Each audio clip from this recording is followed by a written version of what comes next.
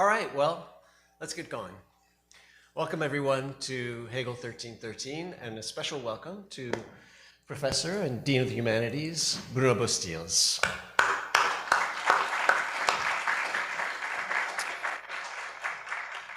So it's a special treat to have Bruno with us today. In large part, the Hegel 1313 series is a product and part of our conversations early on, last summer, when the ideas were starting to ruminate. And Bruno was an extraordinary interlocutor with just a number of incredible ideas about how to think about Hegel and the reception of Hegel and the inversions of Hegel. And and Bruno has also been following the series with us and been active participant throughout the year. And so we're really deeply grateful for all of that, Bruno. And in speaking about what Bruno would talk about, we decided that it made most sense to focus on really Alain Badiou's reading and his engagement both with Hegel and with Mao. So this is going to be kind of a Hegel, Mao, Badiou conversation. Before I formally introduce Bruno, who you all know, but who I will introduce formally, I just wanted to say one word about today's session and about this fascinating constellation, which we'll be hearing a lot about. Just because for me, there are certain times when you hit an image that says everything. And here, as I was preparing for this seminar, there was just one image, which I'm going to flash on for you in a moment, that says everything about why we're here doing Hegel 1313. And so it was as I was reading the early writings, and so this is a kind of an early intervention during what is referred to as Badiou's Red Years, a period that extends from slightly before May 68, so somewhere in 1966 to somewhere around 1967. Actually, here's another copy of the book I'm holding, but it doesn't have the cover, so it's a lot better.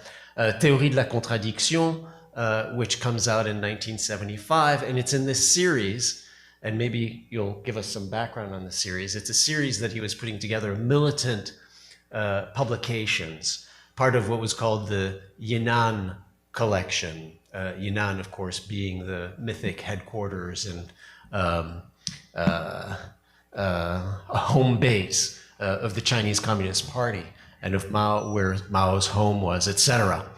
And so part of his very Maoist intervention, intellectual and practical, was to create this series of books. One of them, the first one is Théorie de la Contradiction. The second one was De l'idéologie with François Balmès. And there were a series, some of them, others that we're going to talk about today, which is the translation of the rational kernel of the Hegelian dialectic.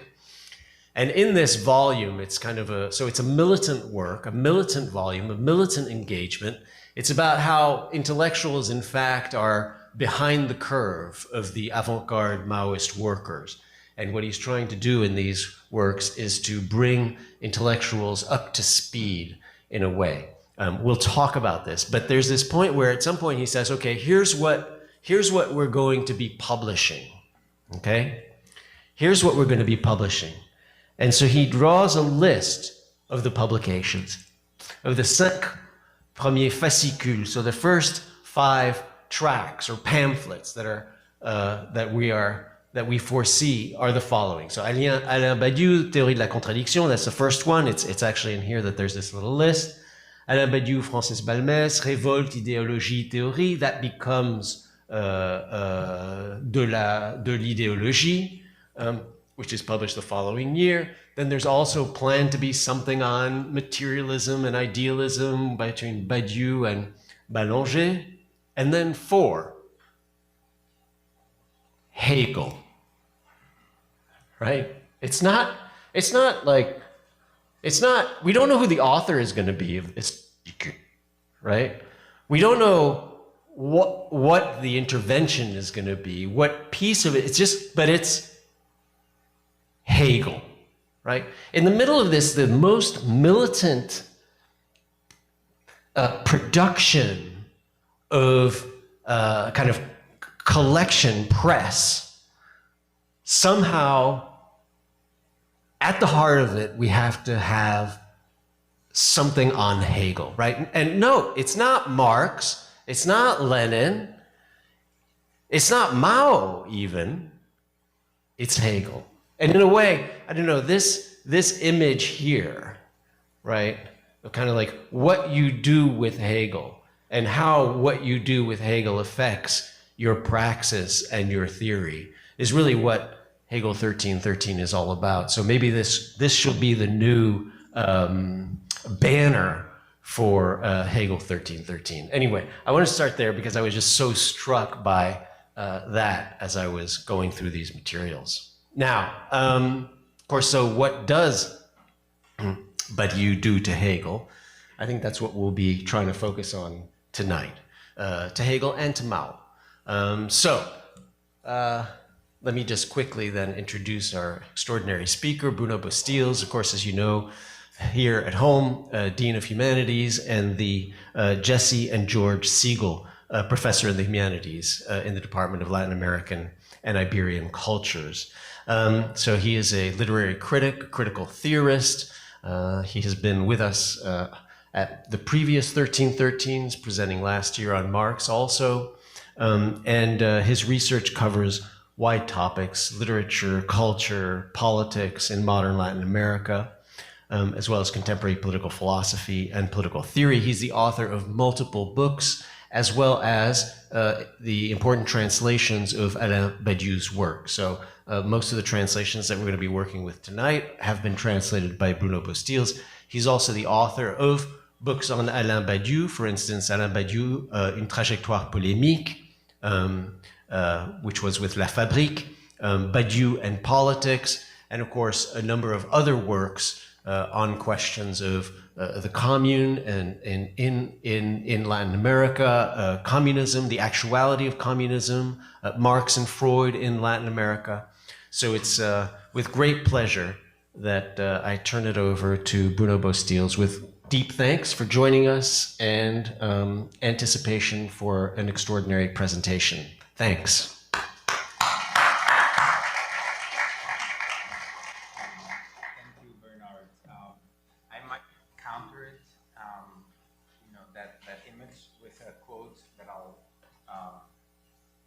Edit a little bit to make it more applicable for today. This is from an epigraph from Mao in the little booklet on the rational kernel of the Hegelian Dialectic, which came out in the same series they enunciated, which is the book that was announced as just Hegel. In this epigraph, it says, I take this sort of as a motto for a lot of the work that I'm doing now. The shortcoming of some of our intellectuals is precisely that they know too little about the negative stuff. Having read a few books by Marx, they just repeat what is in them and sound rather monotonous. Their speeches and articles are not convincing. If you don't study the negative stuff, you won't be able to refute it. So that's in part a larger context in which I would like to situate these comments today. Before getting into the Badiou, though, I would like to do a fairly long detour to talk about my own unease and discomfort with speaking about Hegel in the 1313 series that are typically organized around major figures, mostly European philosophers. And we are doing this in the United States, in North America. So I wanted to start with a first long reflection on what it means to think about Hegel in America.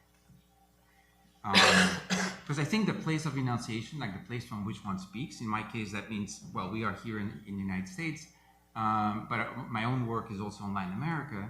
And we had many conversations, Bernard and I, over the summer, about Hegel and bibliographical references, some of which are in the bibliography that appears on the website, of sort of non-European readings of Hegel. But here we are, again, about a European reading on a European philosopher, which sort of always means like where are the peripheries, right? Where are the colonies and ex-colonies? And for me, I want to turn this into a question of method, around this tricky question of Hegel in and on America. That was also the title a few years back of a conference among Latin American Hegelians. So I want us to reflect on what makes it possible for all of us in this room or on the Zoom or the YouTube video to have a common language that we understand in English with translations from Chinese that I am assuming very few, if any, in the room have been able to read directly in Chinese. The Zhang Xiyin text on, he's a translator of the complete works of Hegel, kept on working on Hegel even after many of these texts that Badiou and his friends were translating and commenting. But we do this in a language that is easily transmittable, that seems to flow through a conceptual language that we share, that is shared from South Korea to Tierra del Fuego. What makes that possible when the objects that we are discussing actually, even though they sometimes do talk about those other regions, those debates are never ever mentioned, right? So there was sort of a selective focus. Last year when we did the 1313 on Marx, I presented about the Civil War in France and the Paris Commune, and again tried to deviate our attention away from the Paris Commune to draw attention to a much longer and much wider tradition of transatlantic communes or comunas or comunero revolts in the New World. Again, here's the problem. If we continuously draw attention to the fact that you should also be talking about these peripheral regions, it sounds always as though we want to particularize or provincialize the European philosophers, like provincializing Europe as kind of as a strategy. That seems to be a reactive approach. And you're always on the loser's end, because the Central European philosophers who share this unspoken universal language of theory and philosophy do not have to mark their place of enunciation, because it goes without speaking, literally. It goes without speaking. If you want to write a book on theory of ideology, and you're only talking about Argentina or Mexico, a publisher in the US will probably say, maybe you should mark this in the title so as not to deceive your reader, that you're not talking about a theory of ideology in general. If you're doing this about Germany or France, no problem, right? This has to do with not just with the cultural hegemonies and the marketability of ideas. It has to do, for me, with something about the method. And this is precisely, has everything to do with the method of Hegel thinking, if we take it to be containing a materialist kernel that could be rescued, or that needs to be, not extracted, but sort of forced open or cracked open. So let me put this in the context of, so I would like first to address this sort of question: what are we doing by discussing Hegel in America or in the Americas? And what does that say about method between history and philosophy? And I want to put like 3 epigraphs.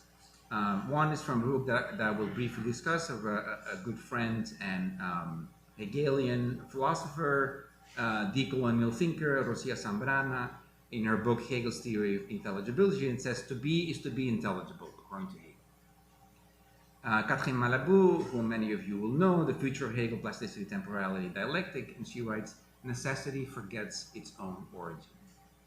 And then Hegel himself, in the Lectures on the Philosophy of World History, for America, the only principle left over would be that of incompleteness or constant non-fulfillment. The first quote to be is to be intelligible, according to Hegel, draws attention to the fact that all Hegel's concepts are drawn from historical determinations, that they are concepts of the real, or forms that give shape or that give a figure to real activities and practices. This is something that Zhang Xiying, in the text that Badiou and his comrades are just translating and commenting in The Rational Kernel of the Hegelian Dialectic, also points out when he explains that between these two series of the logical and the historical, we need to understand how they coincide. How logic is always the logic of history. How the concept is a concept of the real. Originally, Bernard had asked me to talk about Adorno, and you know, this might seem like flippant, but the argument wouldn't have been very different. For Adorno too, in his little book, Hegel 3 Studies, what we need to rescue is the non-conceptual content of the concept. Concepts are always concepts of something determinate.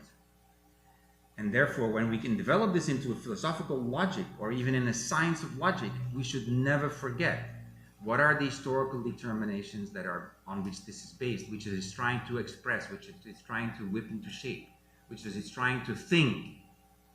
So to be is to be intelligible. That means that, yes, the real is rational, because the only thing that we can say about the real is whatever our reason produces. But whatever our reasons produce is never self-positing kind of ideas, but it is determined by our material environment, by our material circumstances that we are trying to think through these forms. And for me, there is not much of, for me personally, there's not much of a difference between a literary form or theory pamphlets or philosophical treatise, even though in the hierarchies of the human sciences or the humanities, they do not all have the same prestige. A novel, a poem, a song, a philosophical statement, they all are forms of the real, trying to make sense or understand the senselessness of our contemporary moment.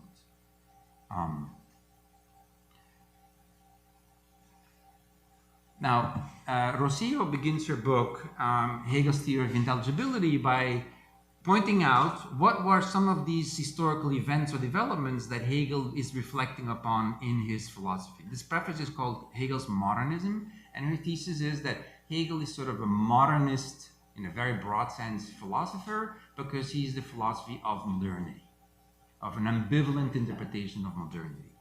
And she follows Hegel, takes him at his word to point out that there's three major events that define modernity. The development of the market economy, the effects of the French Revolution, and the legacy of the Reformation are the concrete conditions that are actualize the distinctively modern understanding of freedom. The modern conception of freedom is accordingly a commitment to self-governance. To be free is to be able to lead one's own life, to have a life of one's own, to be autonomous, to be subject only to norms and institutions that have been authorized by the individual. So, as a methodological principle, one would have to look down or sideways from the logical and philosophical concepts to the historical determinations that they're trying to reflect, that they're trying to make sense of. Just like we cannot understand our present or our past, let alone our future, except through those forms, whatever they are, and the structures, the genre conventions. And I will talk about that a little bit more, because I do believe, Bernard always sort of asks, like, how would you describe your own work? Sometimes I say a philologist, sometimes literary critic, certainly not a philosopher, and it has everything to do with this methodological question. So as a literary critic, I do think we are acutely attuned, and as a translator, to the genre conventions and the structures by which we give form to our present, including the past and future, or remnants of the past and foreshadowings of the future. So in this very eloquent preface, in which Rossio insists that we need to understand Hegel's theory of intelligibility as this is the intelligibility of what is. So thinking and being are the same. Between the logic and history, there is unity. They coincide, as Zhang Xiyin wrote in The Rational Kernel of the Hegelian Dialectic. But then once we start looking at which events or which historical effectivities are being addressed, we end up with the same three events: the Protestant Reformation, the French Revolution, and the birth of capitalism, slightly out of order compared to the chronological developments.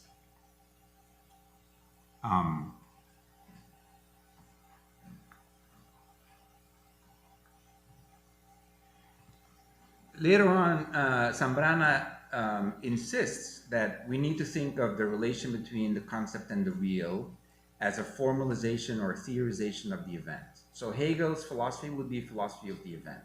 Pretty much every philosophy is a philosophy of the event, whether they claim so or not. The perspective of a thought of the event is revealed, and ultimately the possibility for Hegel's philosophy of being entirely inscribed as an event. To be, then, is to be always historically mediated. Historically specific practices, discourse, and institutions articulate concrete forms of understanding nature, self, and society. They articulate what is true in a given society at a given moment in time. This is, of course, an allusion also to that famous line in the Philosophy of Right after the passage on the Isle of Minerva, where Hegel says philosophy is one's own time captured in concepts or in ideas. Right? Here, these forms, historically mediated practice, articulate what is true in a given society at a given moment in time. Philosophy is sort of the meta theory about how this form of intelligibility or general intellect comes into existence.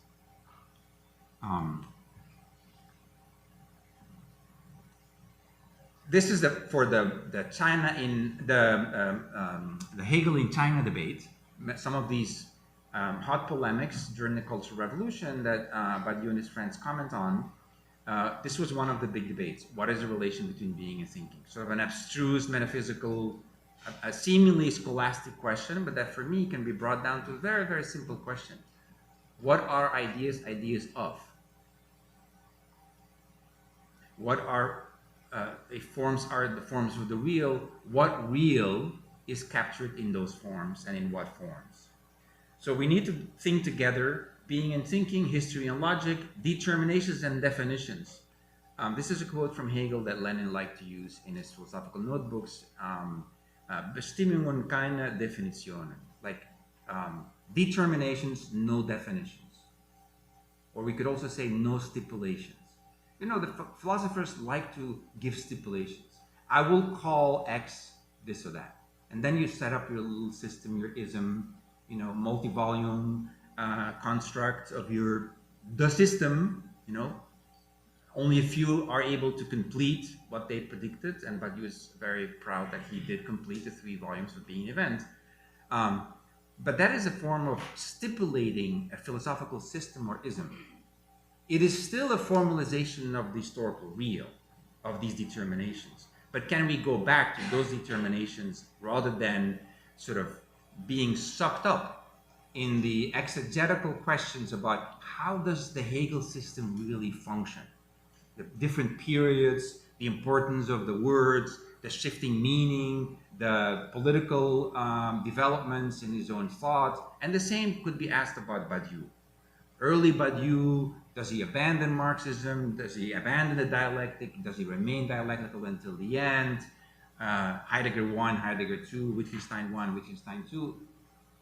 As soon as you are at that level, you are no longer talking about historical determinations. You are actually swallowed up like a vacuum by the philosophical system. You are no longer looking at the real. You are looking at the system of concepts that was derived from the real, but it does now constitute an autonomous system. So after the preface, this wonderful preface in Rosier's book, we no longer hear anything about history. We get an intra-philosophical discussion of how Hegel emerges from, Kant, Fichte, Hegel. So we get sort of the revisiting of all the backs and forths between philosophers as though they had a dialogue purely amongst themselves, floating in the air, but pontificating about the true or the idea or the absolute or the self or autonomy or reason versus the intellect and so on. Now, Marx and Engels, when they tried to settle accounts with their own training as Hegelians or as young Hegelians, followed the general trend among all young Hegelians to not fall in the trap of getting sucked into a philosophical system. They said theories never start anything. They never generate any ideas out of their own. They're always formalizations or concepts or deposits or forms of the real, of real historical determinations. So they say we need to start, our manner of approach is not devoid of premises or presuppositions. It starts out from the real premises or presuppositions. I've changed the translation a little bit, and does not abandon them for a moment. The premises or presuppositions from which we begin are not arbitrary ones, not dogmas, but real premises or presuppositions, like wirkliche Voraussetzungen, like actual presuppositions from which abstraction can only be made in the imagination.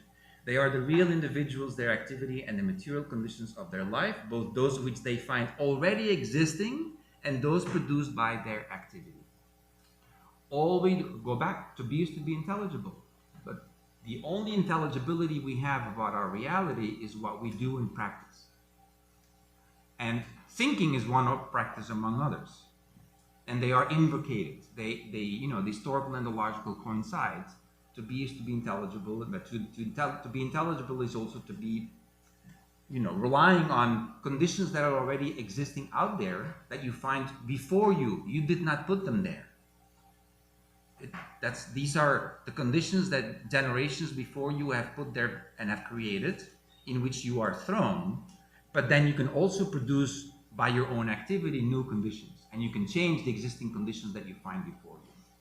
So if for the young Hegelians, their teacher, Hegel, had the ideal that ultimately philosophy would reach presuppositionless knowledge, like the absolute idea that no longer relies on anything except its own activity of self-positing, with negativity and all that you can add, for a little bit of an existentialist thrill. We'll go back to this, that this is actually not necessarily means that you are, entering the terrain of materialism, let alone of radical political change.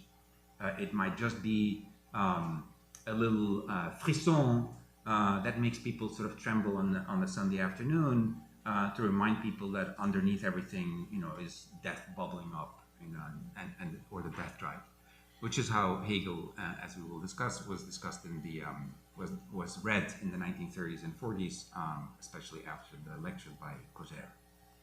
So we need to. This is a general attitude of all young Hegelians. They said we do not start out from thought. We start out from real presuppositions, and we need to understand that term like etymologically. You beginning with your language, and as soon as you're born, you find yourself in conditions or premises or presuppositions that are posed there before you, underneath everything you do, and they are real. They're not put there unless you fall into an idealist trap. They are not put there by the activity of reason or thought or thinking alone. Now, among the young Hegelians, there was sort of a divide, and in the German ideology, Marx and Engels referred to this a lot, between this changing fortunes of the different aspects of the Hegelian tradition, where some people insisted more on the sensual, material circumstances that you find before you, as the social being that is out there. So the old materialism that Marx criticizes in the thesis on Feuerbach. So this is a sort of Feuerbachian approach where we want to come back to an appreciation of the sensuous givenness of things as they are before us. This is, in my view, what the new materialism is doing. So the new materialism today is a return to the old materialism that Marx wanted to overcome. On the other side, there were those who believed, look, we're not just determined by our circumstances. Sure, we have these social being determines thought, but at the end, we as subjects can also change the conditions under which we operate. And therefore, we can posit new realities. The I can posit both itself and the not I, sort of the more Fichtean line which Moses Hess would follow. Marx, in the Thesis on Feuerbach, after the German ideology, was trying to see, is there a synthesis possible between those two that is not an idealist philosophical synthesis? Again, one that would not give you a magical solution where you have the best of idealism and the best of materialism, you slam it together, you have a little bit of dialectics, you have a little bit of Feuerbach, you add the activity of the idealist, and boom, you have the Marxist dialectical materialism, as Badiou says, Stalin prize for philosophy, right? When in his, as I say in the introduction, Theory of the Subject is also an extremely funny book, right? And so at some point, if I can find this here, he says, look, if all philosophies are either idealist or materialist and dialectical or metaphysical, that gives us a nice, 4 options, to which, of course, he adds a 5th one, which would be the Kantian kind of idealism with an X, for the thing itself borne out in it. But let me see if I can find this. This is on page 117 in Theory of the Subject. So now we have at our disposal one serious insult, you piece of metaphysical idealist. 2 moderate insults, idealist dialecticians and mechanical materialists. You are on the right track, but on one leg only. And 1 form of praise, materialist dialectician, excellent, you passed the exam, Stalin prize for the piece of concept. This is a joke, because it means it's not about creating the perfect ism, which if you're a philosopher, then you want to trademark, right? Patent your ism. I'm not going to name them because all of those isms are founded by friends of mine. But you get the gist. It's not about finding the Peace Prize for the piece of concepts. It's about understanding how we can capture those real material presuppositions in which we are all operating.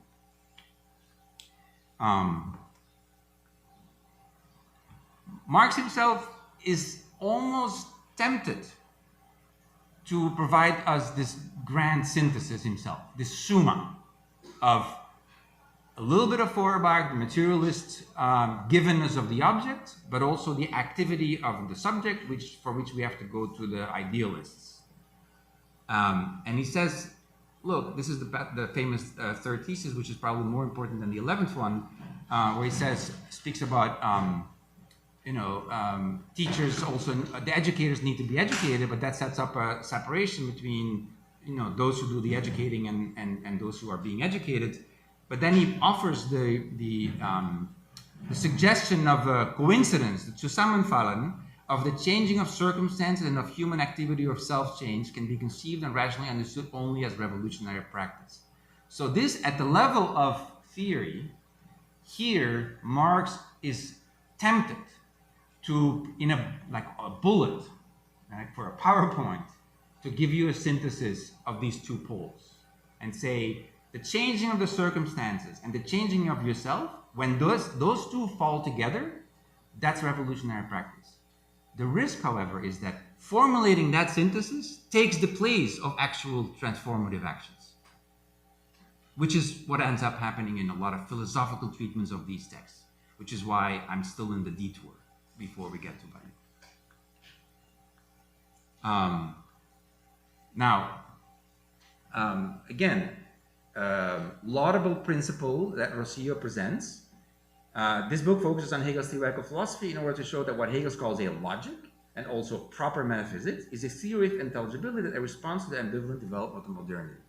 So the logical intelligibility needs to be tied in with the question about historical effectivity, in this case, modernity, which Hegel understands as ambivalent and precarious.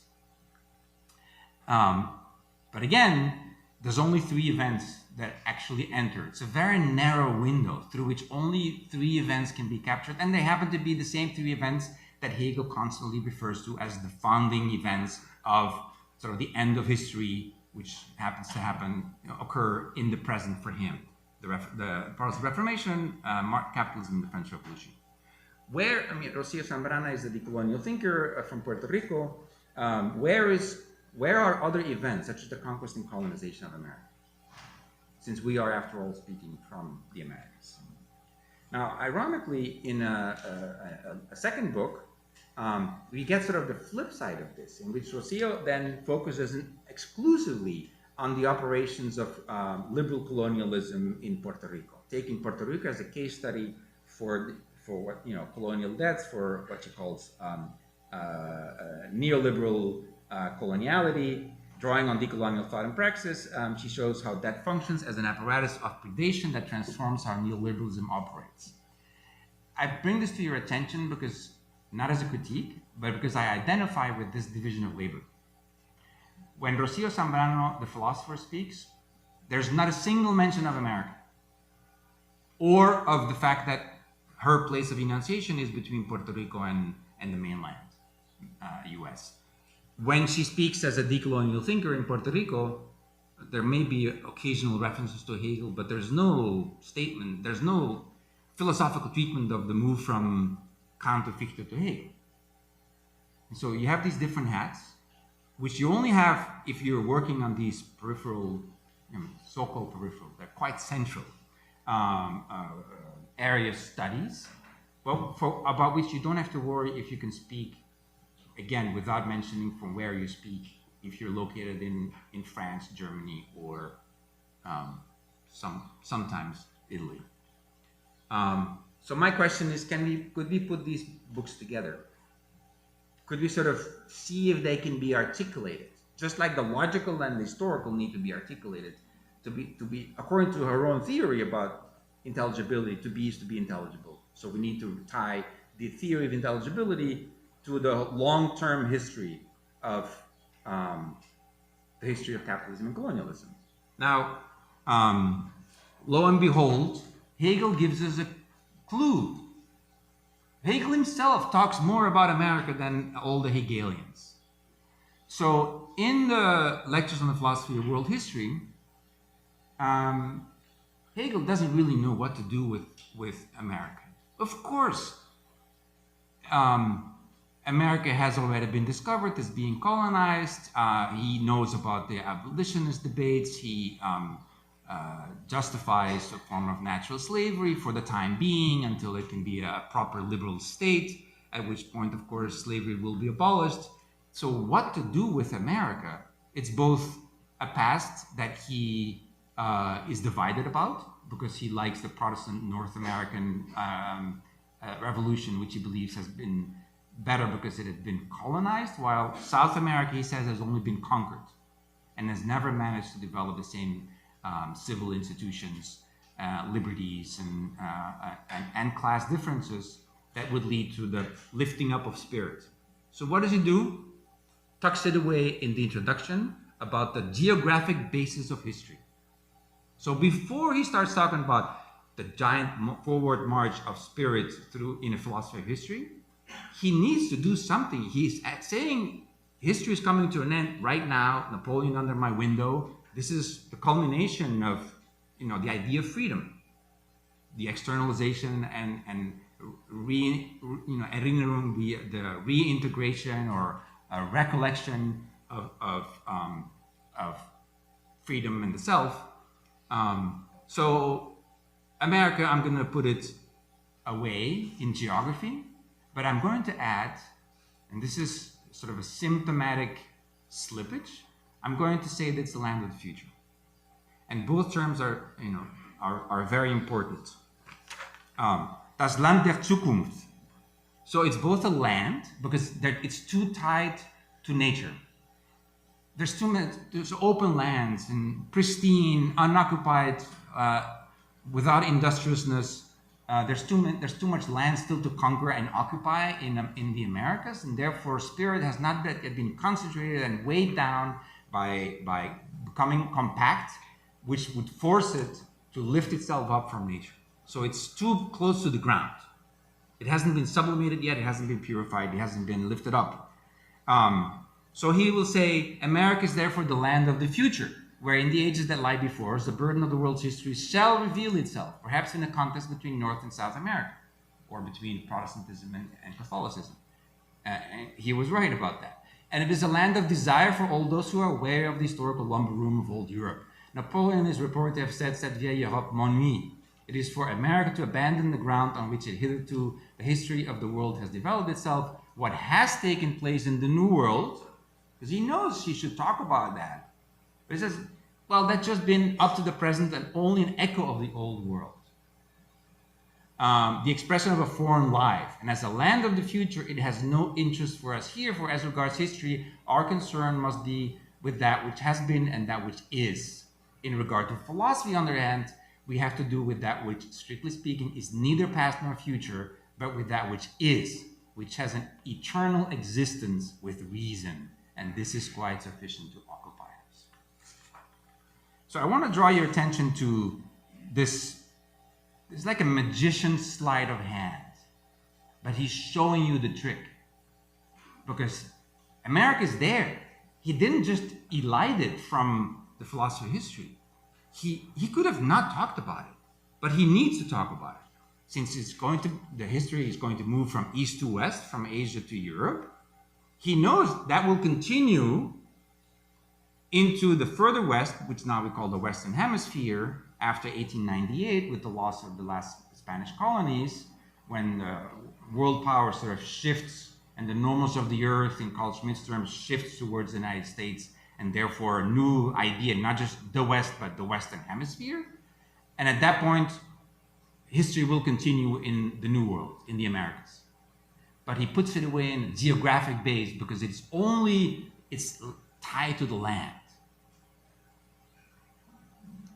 Again, methodologically, you can say he does show you that the territorial determinations of the life of the spirit are the fundamental basis from which history arises.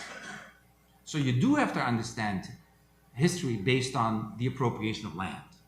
Landnahme, which for Carl Schmitt is also the fundamental act of history, which establishes the nomos, or the law of the land, the lay of the land. And Schmitt makes this sort of connection etymologically between nemen, Landnahme, taking, and nomos, nemen, the making of a law. It needs to be rooted in a concrete space, in the land. But if it sticks too closely to that, it is just like animal life on the earth. You need to lift yourself up as a thinking human being in order to sublimate and purify the spirit. Now, José Ortega y Gasset, from the generation of 1898, so-called because of the drama or tragedy of the loss of the last Spanish colonies, has talked about the paradox of this passage in the Lectures on World Philosophy in an essay called Hegel and America. And he says, America places Hegel's historical thought in a dramatic, or better still, paradoxical situation. When an idea suffers from itself and contains in its pained interior a logical drama, it adopts the theatrical mask of paradox. But the paradox lies not in the fact that Hegel eliminates America, the future, I repeat, from the properly historical corpus. Rather, being unable to situate America either in the present or the past proper, he is compelled to lodge it where, you might ask? Why? In prehistory or in geography. So on the one hand, America, according to Hegel, belongs less to history than to geography, serving as the prehistoric foundation or natural ground for the global development of the spirit. So in the expression, the land of the future, full weight must be given to the fact that we are speaking of a geographical expanse. Here, das Land does not bear the sense of a nation or a nation state, something which America, according to Hegel precisely, is not yet, though it may become one in the future, particularly in the Protestant North, as distinct from the Catholic South. But rather, Land, or das Land, must be understood in the sense of a land or territory, the terra firma or tierra firme, discovered by Columbus in the New World. Indeed, according to Hegel, America has not yet sufficiently detached itself from the terrestrial ground to merit a pivotal place in the universal history of the spirit. Here, the spirit has not yet taken flight. rising above the finite things of nature in terms of a supra or supernatural freedom. For this reason, America remains inert, a prehistoric entity, a continent external to world history proper. Or, as I put it in the epigraph,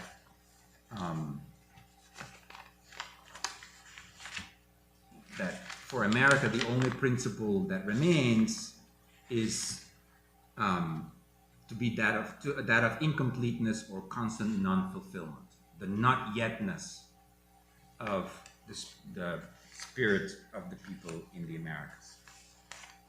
On the other hand, though, by nonetheless granting America a possible future within his philosophy of history, Hegel contradicts his own tendency to associate the present of his time, let us say in general the post-Napoleonic era, translated into the speculative terms of German idealism, with the end of history. So he's now saying there is a future after the end of history. So another slippage where the magician shows, you can see like the rabbit sticking out of his head, right? Now, if we as readers and interpreters perpetuate this tendency, repeating it in our reception of the German thinker, then precisely there will be no future to be found in Hegel, since his philosophy of history would then be concerned solely with the past and the eternal present. As Ortega y Gasset writes, only from the standpoint of the present, and in light of what our own life signifies to us, is it possible, according to Hegel, to justify past epochs. It is the mindset of a pharaoh gazing down an anthill of laborers toiling to construct his pyramid. This is pretty much all that Adorno says in his little book, Hegel 3 Studies.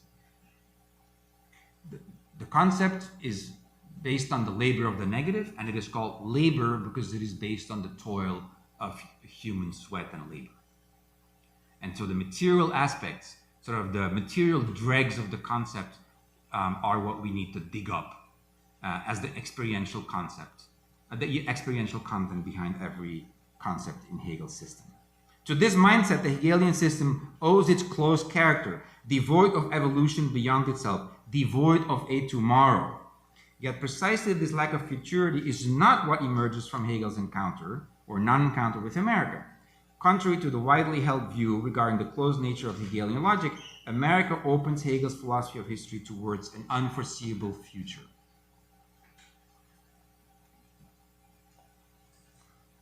So America, as something future and unfinished, stands as irrefutable proof that the spirit may well continue its march from east to west on the other side of the Atlantic, carrying the providential idea of Christianity, particularly in the Protestant version of the Germanic nations of Northern Europe, into the New World. This is all Hegel's perspective, as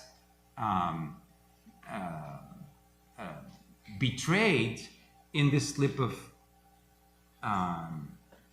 the pen in the introductory segment on the geography, the geographical base of history.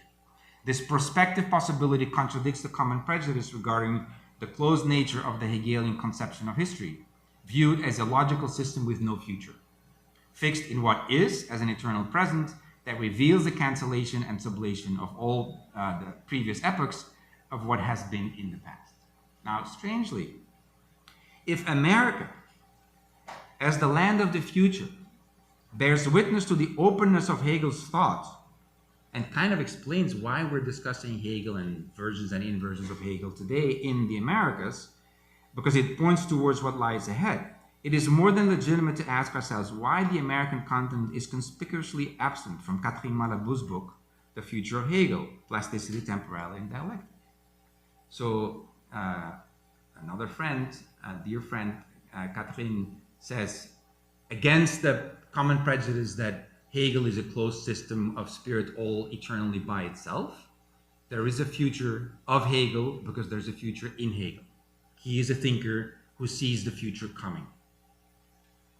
And so in a work entirely dedicated to refuting the prejudice that casts Hegel as the last of the metaphysical thinkers of vulgar or ordinary time, as an eternal present or now devoid of any tomorrow, Malabou now affirms Hegel's future in two senses. On the one hand, Hegel's philosophy is neither dead nor a mere relic of the past, but rather possesses an entire future lying before it.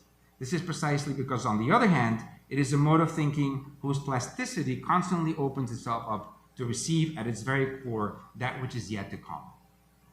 So another paradox. This is an attempt to open up Hegel's philosophy to think about the present and the future according to a system that was supposed not to allow this. And yet, surprisingly, she does not devote even a single mention to America, which is described by Hegel himself as land of the future. And then second, if we now ask which historical determinations are taken into account in Malabou's account, we get even a narrower set of events than in the case of Rossio.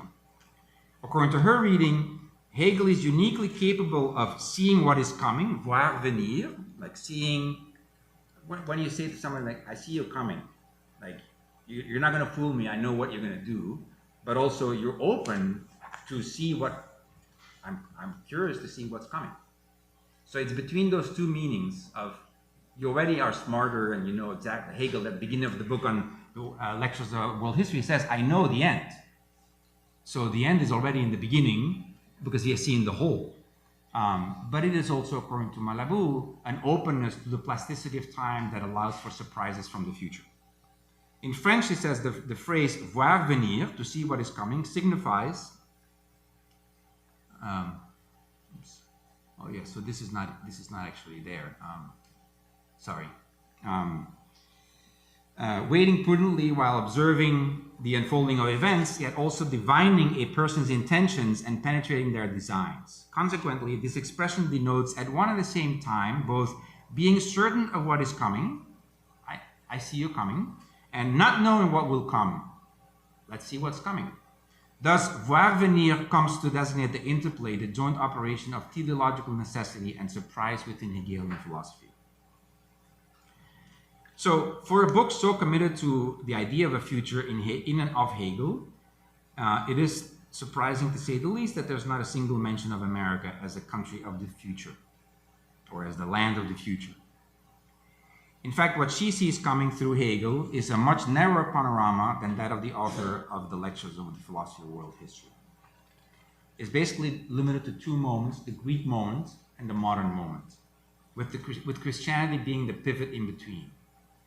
I won't quote this. Just the conclusion to that passage. To see what is coming, which is the originary possibility of all encounter, of all thinking the new, thinking the surprise event, the advent of something new, the structure of subjective anticipation is not the same in every moment of its history. It does not see what is coming in the same way. It does not have the same future. Subjectivity comes itself, advient, it advenes, it is kind of an adventure, in two fundamental moments, the Greek moment and the modern moment, which prove to be both in their logical unity and in their chronological succession, first subject as substance, and then substance as subject. So if you reread just two-pronged history of world philosophy, or philosophy of world history, based on a Greek moment and a modern moment, the bridge between is covered by 15 centuries, over which she leaps with like 7 leap, boots, without any mention.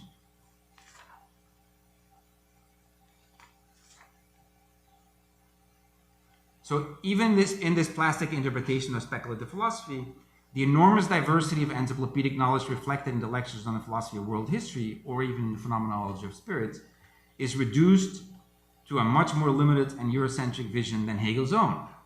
Because after all, he does talk quite a bit about Asia and about Africa, even in denigrative terms, and about America, as we just saw. However schematic it may have been, Hegel had at least attempted to integrate the world of Asia into the advance of the spirit from east to west.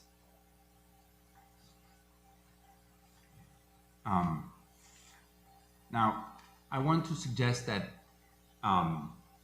this is actually a sound methodological principle that you can see reiterated in one philosophical system after another. If you ask a philosopher, when does modernity begin? And I do this in my class, and I'm very happy to see many of the students in the senior seminar where we had this exercise. You usually get the American Revolution, the French Revolution, the Industrial Revolution, maybe somebody will say Reformation if they have read a little bit of Hegel, and the days, 1776, 1789, or 19th century for technological and industrial revolution. If they are trained in sort of decolonial thinking and have read Enrique Dussel, Sylvia Wynter, or Denise Ferreira da Silva, then they might say 1492. But what happens with 1492? The same as what happens in Hegel. It is mentioned, displaced, and then erased as this is prehistory, this is geography, this is not yet, but it is also the land of the future.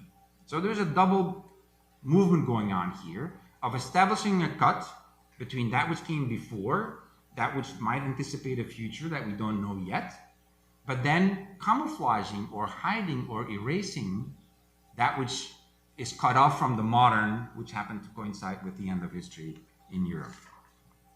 This is fundamentally Enrique Dussel's argument in his lectures, his Frankfurt lectures in 1992 for the 5th centenary of the so-called discovery or descubrimiento of the New World. And he says, 1492 is the date of the birth of modernity, in quotation marks, although its gestation involves a preceding intra-Uterine process of growth.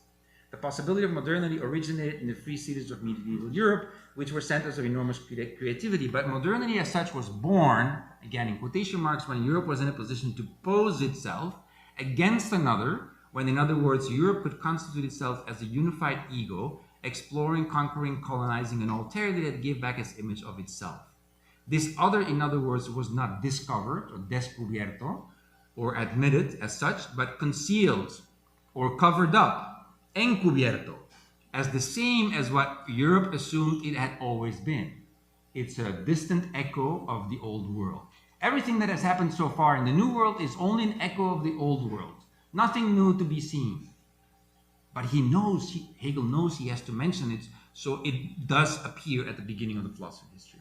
So if 1492 is the moment of the birth of modernity as a concept, the moment of origin of a very particular myth of sacrificial violence, it also marks the origin of a process of concealment or misrecognition of the non-European.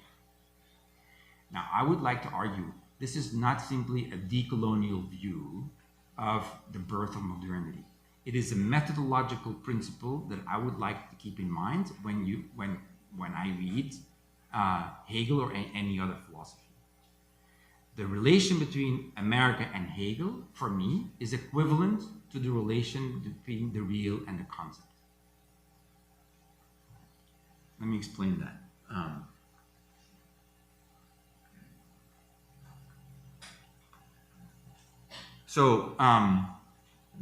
As soon as you want to posit modernity, and my student Skylar Glock has just finished his honors thesis about this very operation, looking at modernity as kind of a narrative mode.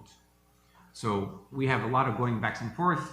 I no longer distinguish exactly what is his and what is mine, which is for the better, because it's a common, attempt to think through problems that we should try to move away from proper names, or from the possessive individualism of I thought. But as soon as you set up a modernity, you need to establish a cut for when modernity begins, and therefore there needs to be something when modernity begins, the so-called birth, which immediately turns that which comes before into the pre-modern. And if you're efficient, you can call it early modern, right? And then how early can you get? It's like 5th century early modernity. And of course, all the connotations that come with it. Modernity means autonomy, change, lifting up of the spirit versus stagnation, tradition, being tied to nature and to the land, right? Now, Marx knew that this was also the way in which capitalism itself came into existence. Capitalism didn't bring itself, or the free market, which is one of the 3 events that Rosillo mentions in her book on Hegel's theory of intelligibility, did not bring itself into existence. It depended on the contingent, aleatory falling together, zusammenfallen, of 2 major conditions or premises.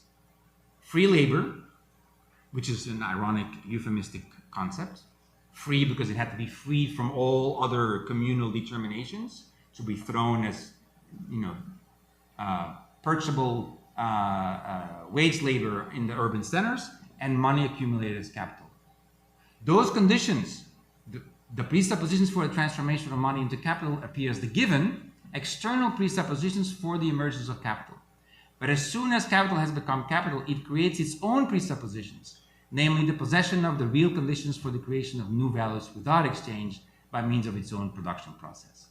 So there is, just like philosophy knows that it is based on historical determinations, but then kind of forgets it and erases that and lifts itself up into the absolute idea, similarly, this is what capitalism does. So every critique of capitalism in Marx is also a critique of philosophy.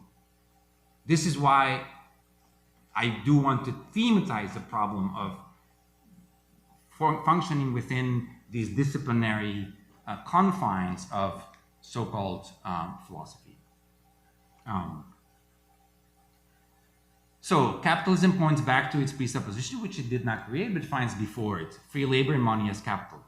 The value side and everything that capitalism posits, and that you hear, and when it's election season again, that CEOs create jobs and so on. That creating, that positing, supposedly happening from within capitalism, to lift itself up like Münchhausen, by pulling on its own hair. Once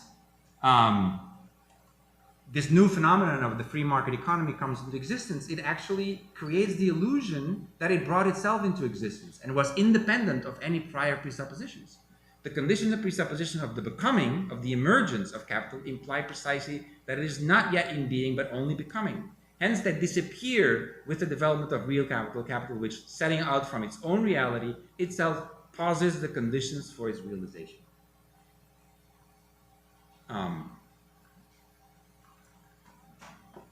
This is a little, jargony, but this is 1857, 1858. Supposedly, Marx has already made, a strong cut, a radical break with his Hegelianism, and yet he constantly relies on the logic of the positing of the presuppositions to explain how capitalism works.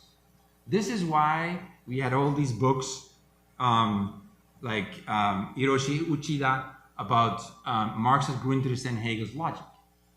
For Marx, Hegel's logic is the logic of capital, and therefore it is the logical choice to go through those same motions to explain the motion, the Kreislauf, the cycle of value production under capitalism. These presuppositions, which originally appeared as prerequisites of its becoming, and therefore could not arise from its action as capital, now appears as results of its own realization, reality as posited by it, not as conditions of its emergence, but as results of its being. This is when political economists like Adam Smith can talk about production and the economy and exchange and the market and so on as such, in general, as though they appeared out of nowhere and are eternally true for all economic and social forms. So capitalism, even though it was based on those presuppositions, posits itself and sees itself as self-positing, just like the Hegelian concept as absolute idea perceives itself as presuppositionless. So the same critique that you have to apply to the social formation in which we currently live, you also have to apply to the methods by which we study those formations, whether you call it, critique of political economy, critical theory, or philosophy. But as a result, this is sort of my hypothesis here. The relation between American Hegel is the same as the relation between the real and the concept. They're based on a scission or a cut and the retroactive erasure or cover-up of that which was presupposed, but then is taken to be the result of its own being. For example, whatever is pre-modern is described as primitive, barbarous, heteronymous, and therefore not worthy of being included in the philosophy of history, but tucked away into the geography, which is where Hegel talks about Africa and about America. But this very operation, as we saw when we saw the rabbit in the magician's hand, it's almost never a failure to see sort of where the seams are showing. The concept is still determined by history. And therefore, there are no pure concepts. I didn't have time to translate this, but this is from an Argentine philosopher who recently passed away, painter and poet, Oscar del Barco, about whom I have written quite a bit. And he wrote this amazing book in the early 80s in exile in Mexico, El Otro Marx. And he has this concept of the borra. Now, at home, my wife says that this is not really, the meaning of borra in Mexico, but he plays on the word borra, which means like borra del café, like dregs, like coffee dregs in a cup, from which you can read the future, and borradura, the erasure. So he plays on the fact that even when there is the erasure of the historical determinacies in the philosophical concept, you will still find traces or dregs of the concept that you have to lean into, that you have to open up. Rather than ignoring them, that's where you need to focus so that we are not sucked up into the vacuum that is the philosophical system. All these breaks or pure developments of the concept cannot avoid what they drag along behind them, their point of the real, the dregs. Behind the apparent obviousness of everything that the real man do or think or dreams, that is real, we can also see hidden these dregs that are not so obvious, based on which we need to sort of think about the non-conceptual, the non-discursive, and that is the other side of Marx, not the systematic Marx, or rather, it explains why Marx never wrote a systematic treatise, why we don't have the 16 pages on the dialectic that he promised and that everybody else would like to reconstruct. This is not only because of the time constraints and the financial constraints and the other burdens of life, or a certain sprawling nature of his writing, but it also has to do that there is no reason to turn this into a philosophical system or into a philosophical treatise, because you're trying to grab onto those coffee dregs of the concept. Now, let me give you a few examples of where other philosophers have actually pointed this out, including about Hegel. Martin Heidegger, in one of his seminars in 1968, incidentally, says, "We recall in this connection that according to Hegel's own words, it is with Descartes that philosophy treads for the first time upon that festus land, terra firma, solid ground, which is consciousness. The difference between Descartes and Hegel is that Descartes merely sets foot on it, whereas Hegel measures it through and through. Descartes discovers this ground in the Meditationes de Prima Filosofia, and Hegel surveys it throughout his system of science, i.e. in the phenomenology, just as in the three parts of the logic. Of course, in this surveying, in this Hegelian geometry, which measures the ground of consciousness in its totality, there is no question of a mathematical measurement. The measurement is metaphysical, i.e. and total, i.e. absolute."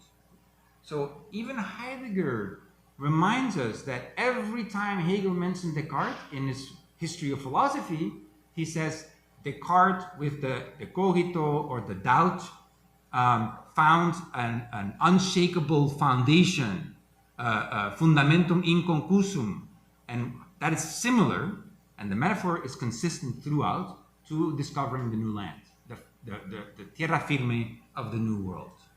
So again, we can read, this is a vulgar reading, which is pretty much all I do, a vulgar reading of the history of philosophy, and Jose Pablo Feynman has done this in an excursus in his book on Filosofía y Nación, where you read next to one another the move from Descartes to Kant to Hegel, as how it corresponds to the historical developments of the increasing conquest, colonization, and internalization of the New World by the European colonial forces. So this is announced, another rabbit that we can see poking out of under somebody's coat, but then very quickly erased and omitted, so that we can go back to either celebrating or criticizing the self-positing power of the cogito. Kant, in his groundworks for the metaphysics of morals, himself says, well, if we want to have pure concepts of morality or a priori concepts, we need to cleanse. We need to, have this rein. We need to make this reinlich. We need to purify this. Otherwise, you're a bungler or a jack of all trades, which again I am being right now because I'm dragging you away from the noble philosophical system about Hegel and the idea and the dialectical logic by talking about pedestrian, vulgar, material circumstances such as the division of labor. Now, Kant says that we need a division of labor between the empirical and transcendental. And he uses the example of Adam Smith's The Wealth of Nations, which he had just read. So the possibility of Kantian pure knowledge, of the critique of pure reason or the critique of practical reason or metaphysics of moral, is based on the material circumstances of the division of labor. That is what makes a priori thinking possible. Or we can go further back. Derrida's oldest son, Pierre Alferi, wrote this marvelous book on Willem of Ockham, subtitled The Singular, saying with Ockham, we see some kind of an ontological revolution where the only thing that exists is the singular this or that. And everything general or common is now just a semiotic convention. So nominalism, he says, is a complete revolution, and he uses the metaphor, again, this is the rabbits, this is the dregs of the concept that poke out. He says this is a new ontological cadastre, like a new tax map of the lay of the land, as in the movement of enclosures, that take away and destroy the commons and produce that from that moment on, the only thing that exists, this is my land, this is your land. This is my idea, this is your idea. And therefore, every time we celebrate the singular, the experience of the singularity, we are in fact, praying before the altar of the destruction of the commons. We're actually participating in the movement of the enclosures. Or we can go further back. We can go to Parmenides. And in Heidegger's attempt to go back to the pre-Socratics, that still had a sense of the withdrawing presencing of ousia, or being, or substance, as it was badly translated according to Heidegger in the Romanization and in the Scholastics. But he knows, and he mentions in his seminar on Parmenides, that ousia in Greek just means small chattel or capital, the inheritable small possessions, including slaves. So again, the most noble concept of ontology, of first philosophy, is actually a pedestrian term that refers to small capital. This is an attempt to read philosophy materially from the point where the concept points to the non-conceptual, experiential, and historical content. So this is where the Malabou is located. So now let's go to Badiou and Hegel and Badiou.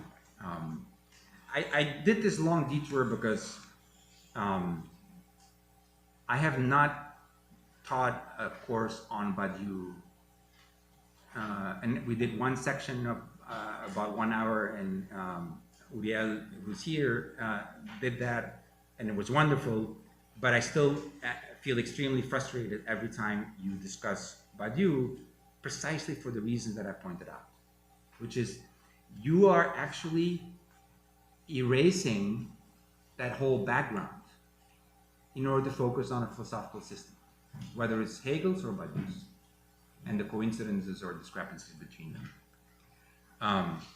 He himself points out in his in one of the two prefaces,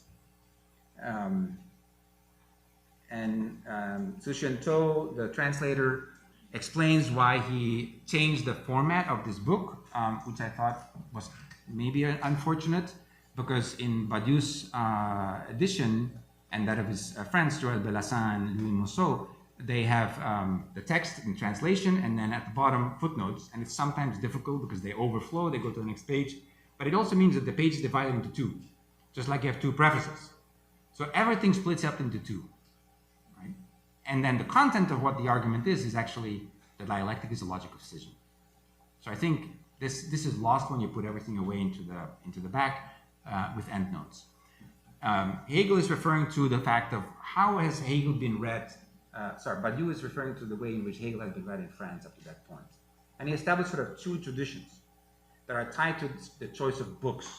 One tradition focused on the phenomenology of spirit because it gives you the dialectic of lord and bondsman, or master and slave, as is mistranslated, or sort of, the tarrying with death and the whole existential aspects of labor and the struggle for recognition and strife and negativity and the night of the world.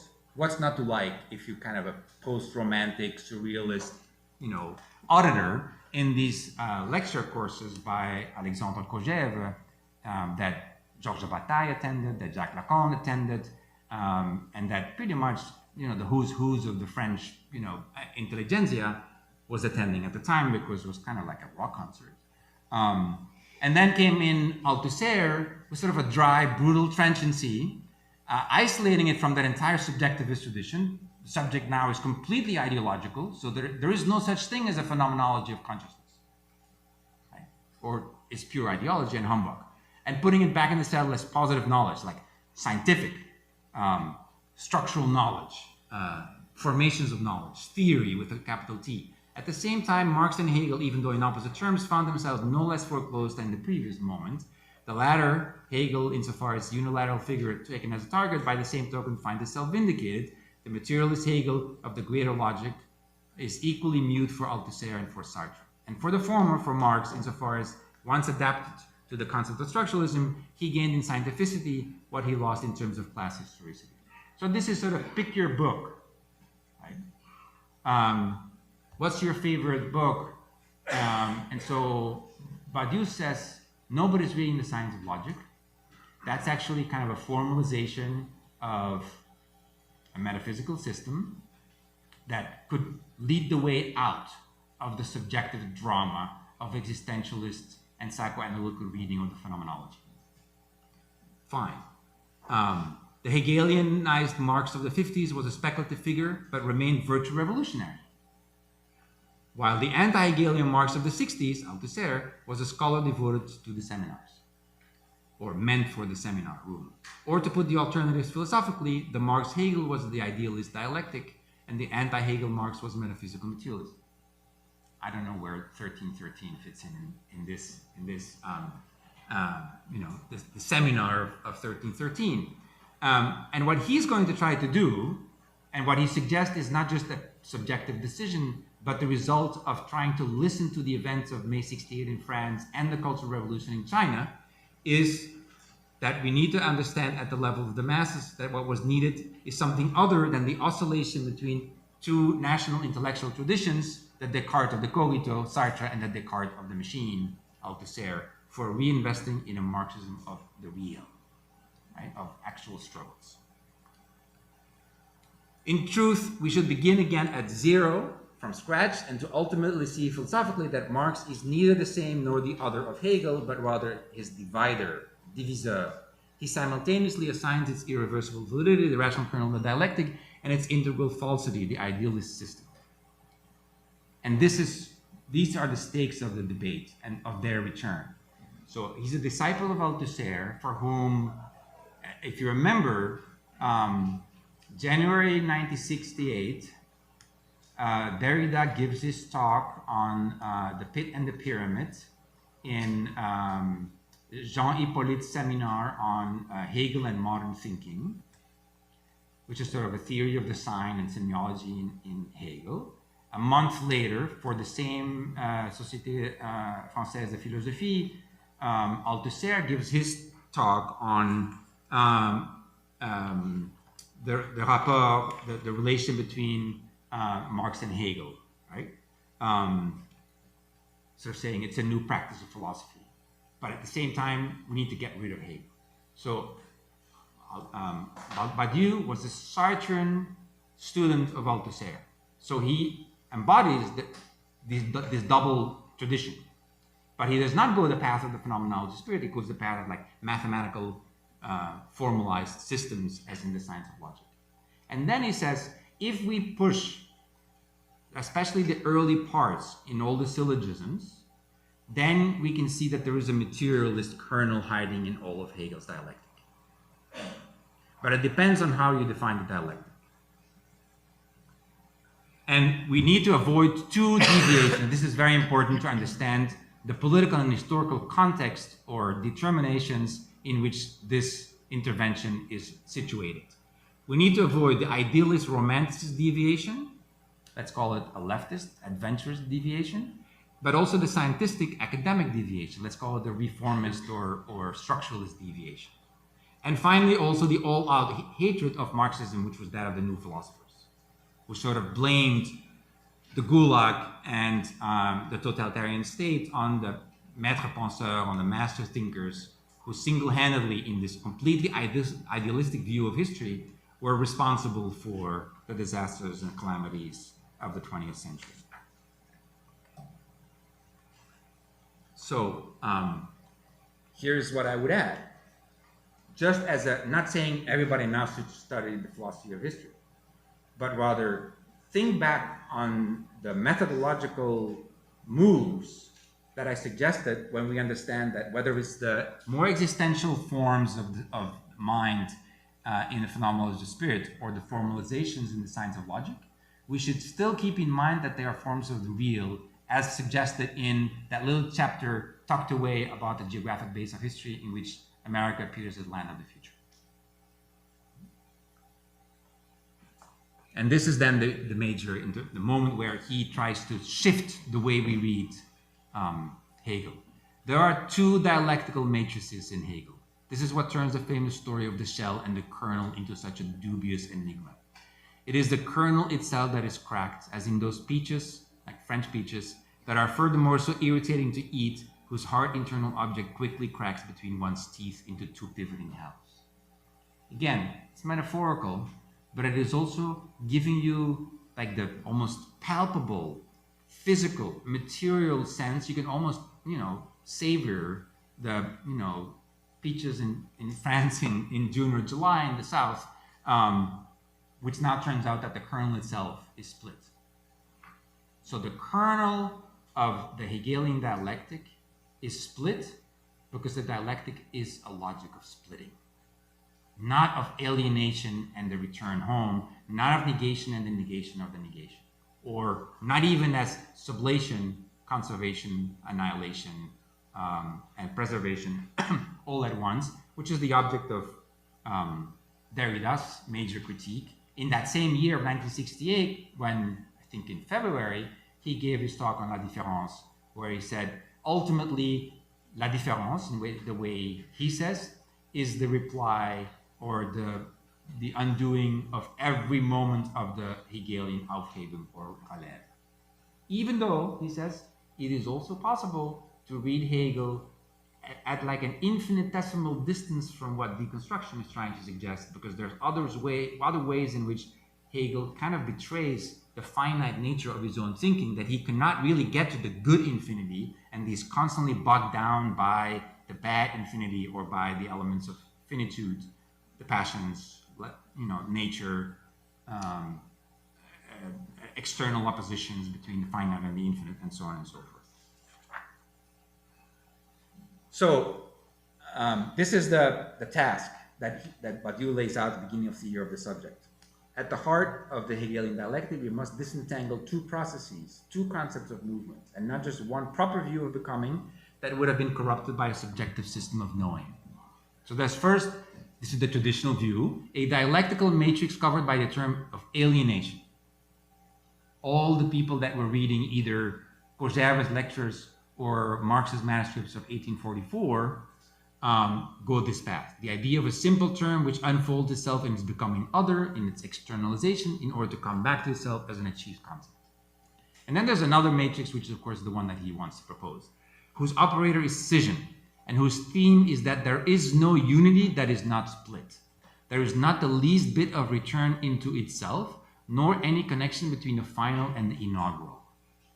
Not even integral communism as the return after the externalization into the states, to the concept of which primitive communism would be the simple immediacy. These are affirmations that, of course, also appear, for which you can call authoritative quotations from either Lenin or Mao, such as the splitting in two of a single whole and the cognition of its contradictory parts is the essence, one of the essentials, one of the principal, if not the principal characteristics or features of dialectics. In brief, dialectics can be defined as the doctrine of the unity of opposites. This grasps the kernel of dialectics, but it requires explanations and developments. And then Mao quotes these things as well, particularly Lenin's line in the philosophical notebooks: dialectics in the proper sense is the study of contradiction in the very essence of objects.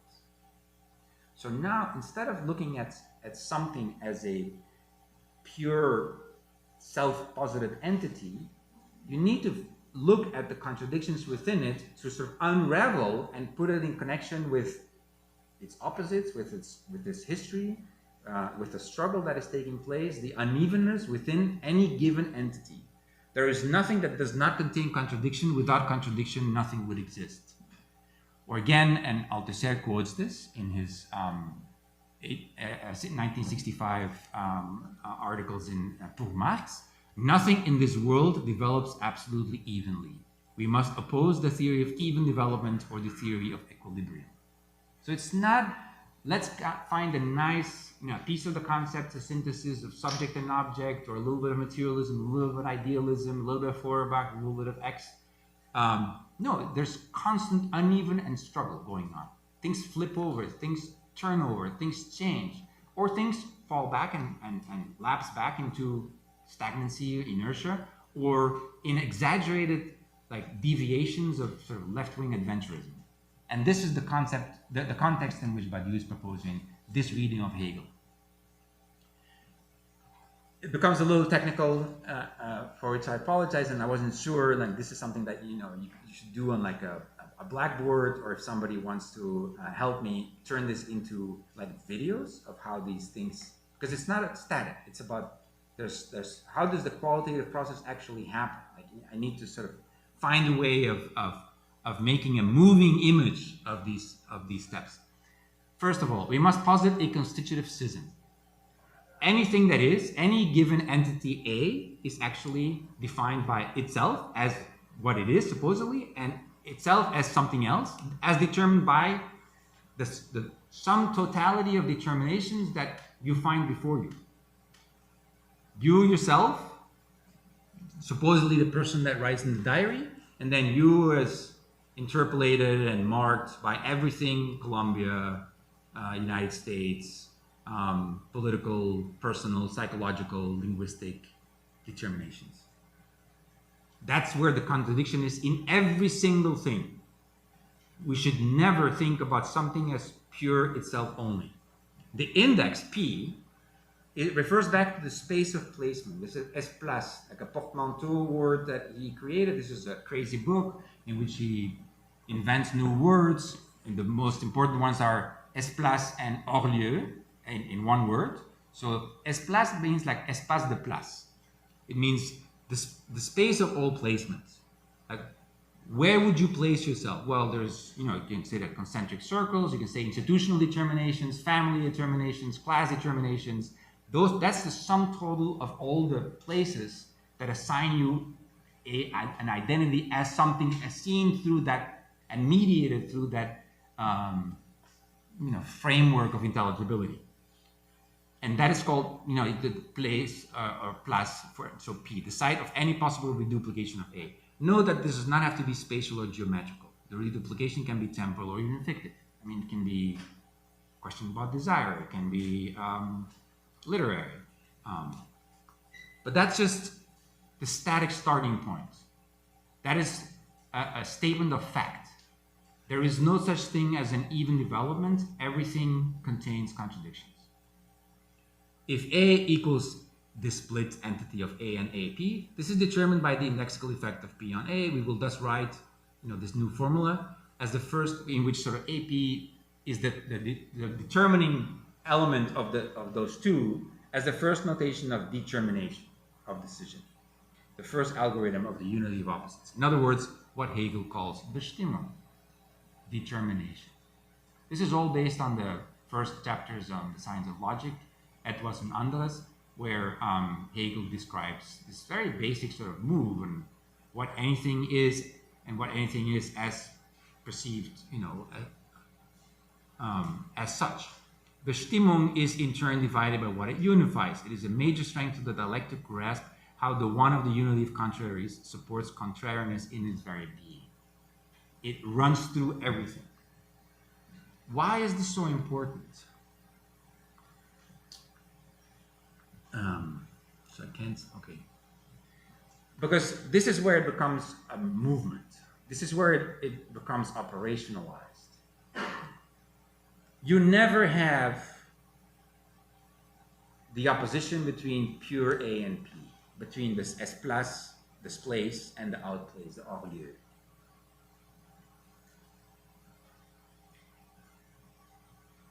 Let's say, to use an example from popular culture, you have all these movies these days about like Divergence, Hunger Games, and so on, which are very platonic because they basically assign, you know, like the myth of the metals. They assign a function to you. You're a helper, you're a warrior, and so on. And of course, the plot is always that there's divergent people that don't fit into any of these classes. Those divergent people are like the hors lieu, the out places. They do not feel that they are part of society. So they say, that society out there, this gray world, that is set up with a strict hierarchy where I can only do what I was born to do, I'm going to be different. So it's an affirmation of difference with regard to the place that's out there. But that actually does not exist. That's sort of an inert, inoperative opposition or a form of the contradiction that is not actually existing. The only thing that exists is the work of division and scission within a given entity, which is the second stage of decision.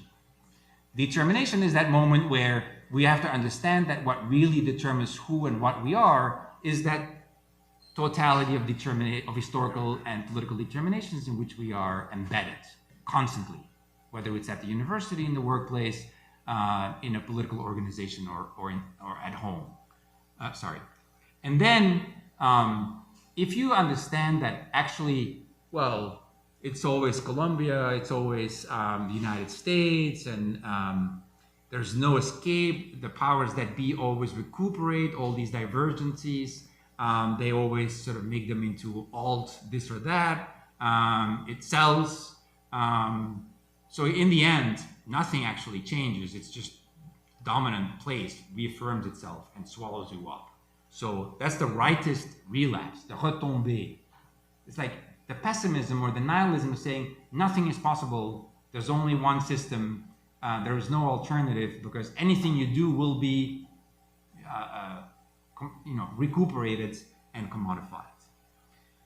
But you need to sort of look at this as a continuation. If the bottom line of strict determination continues in the second row, you can actually then try to think, what is it within our own split identity that works against those determinations, and in a form of torsion, like a working back upon oneself, you can actually try to destroy and change those elements that are determining who and what you are.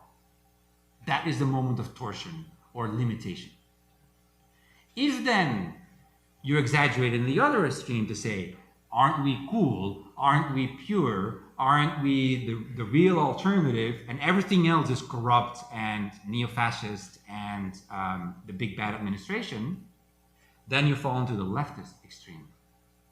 Remember those deviations that he was pointing out at the beginning? This is the political and historical context in which he's mobilizing the dialectic as a logic of decision. It is politically inoperative to fall in left or right-wing forms of libertarianism, of us versus them, or of A versus P. He goes further. Rigorously speaking, contradiction does not exist. That seems to be the opposite of what Mao just said. There's no such thing that nothing exists that's not contradictory. Now he says, rigorously speaking, contradiction does not exist. How could it exist, since to exist is precisely to be something, that is to support the decision effect of which contradiction is the cause. Contradiction is a pure structural principle. So to say that, which is an exercise that some deconstructive or post-structuralist readers are well versed in, to sort of study the constitutive exclusion on which any entity is based does not change the situation. It just points out that there is a contradiction here. But it's a structural principle. The only thing in which we can understand it is that it insists in the index of P on A. It marks repetition. But nowhere do you have a real existing conflict between A and P as constituted and isolatable terms. Contradiction has no other mode of existence but scission. In concrete militant philosophy, it is thus indispensable to announce that there is only one law of the dialectic, one divides into two. There was a slogan, the philosophical debate in China was, what is the right slogan? One divides into two or two fuse into one? And the Cultural Revolution was, of course, proposing one divides into two as their choice. I'm almost finished.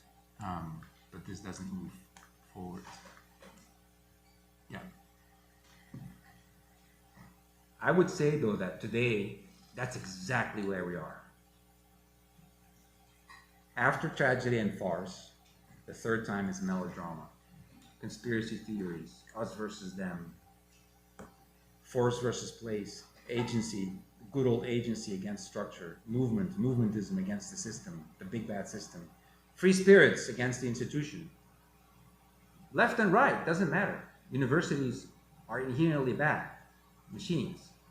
The plebes or the rabble against the state, insurrection against the state. No mediating term in between, no scission, pure terms in external inoperative opposition. Anti-institutionalism that leads nowhere. Emblematized in this famous picture that was stenciled during May 68 of Daniel Cohn-Bendit facing a riot officer who were typically described and attacked as CRS equals SS, right? Which then also appears on the cover of Lacan's L'envers de la psychanalyse, the other side of psychoanalysis. Now, Badiou does not want to be confused for a second with that approach. There's not just the law of capital or the cops. To miss this point is to stop seeing the unity of this place, its consistency. It is to fall back into objectivism, whose inverted ransom, by the way, is to make the state into the only subject, whence the anti-repressive logoria. And you could fill, you can replace the state with any institution you want today. This is the melodramatic, undialectical, inoperative, inexistent, or at least not truly operative contradiction in which we are trapped today. The idol for many of these eternal rebels is Nietzsche, who shortly before his collapse on January 3rd, 1889, in a draft to a letter of Georg Brandes, said, "We've just entered great politics, even into very great politics. I am preparing an event which in all likelihood will break history into two halves, to the point of that we will need a new calendar with 1888 as year one."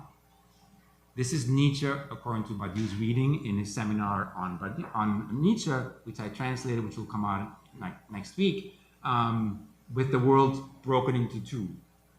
This is not the dialectical logic of scission. This is the inert external opposition between the free spirit or the active nihilist and the world that is entirely and intrinsically Christian or suffering from the Christian Teutonic disease, from which you can only break away by exploding yourself. That's why Nietzsche says, I'm not a man, I'm dynamite. There will be before and after, but it will take 2,000 years and so many meters above sea level for people to understand that. To which, and of course, many people were turning away from Marx and Hegel toward Nietzsche in the same period. And this is also part of the polemic in which Badiou goes back to Hegel, and he answers them as follows. All those followers that sort of oppose the masses against the state, or the plebes, la plebe, against the big bad institutions, or the rioters against the administration, they dream of a formal antagonism of world broken in two with no sword other than ideology. They love revolt, proclaimed in its universality, but they are secondary in terms of politics, which is the real transformation of the world in its historical particularity. So I will leave it at that. Thank you.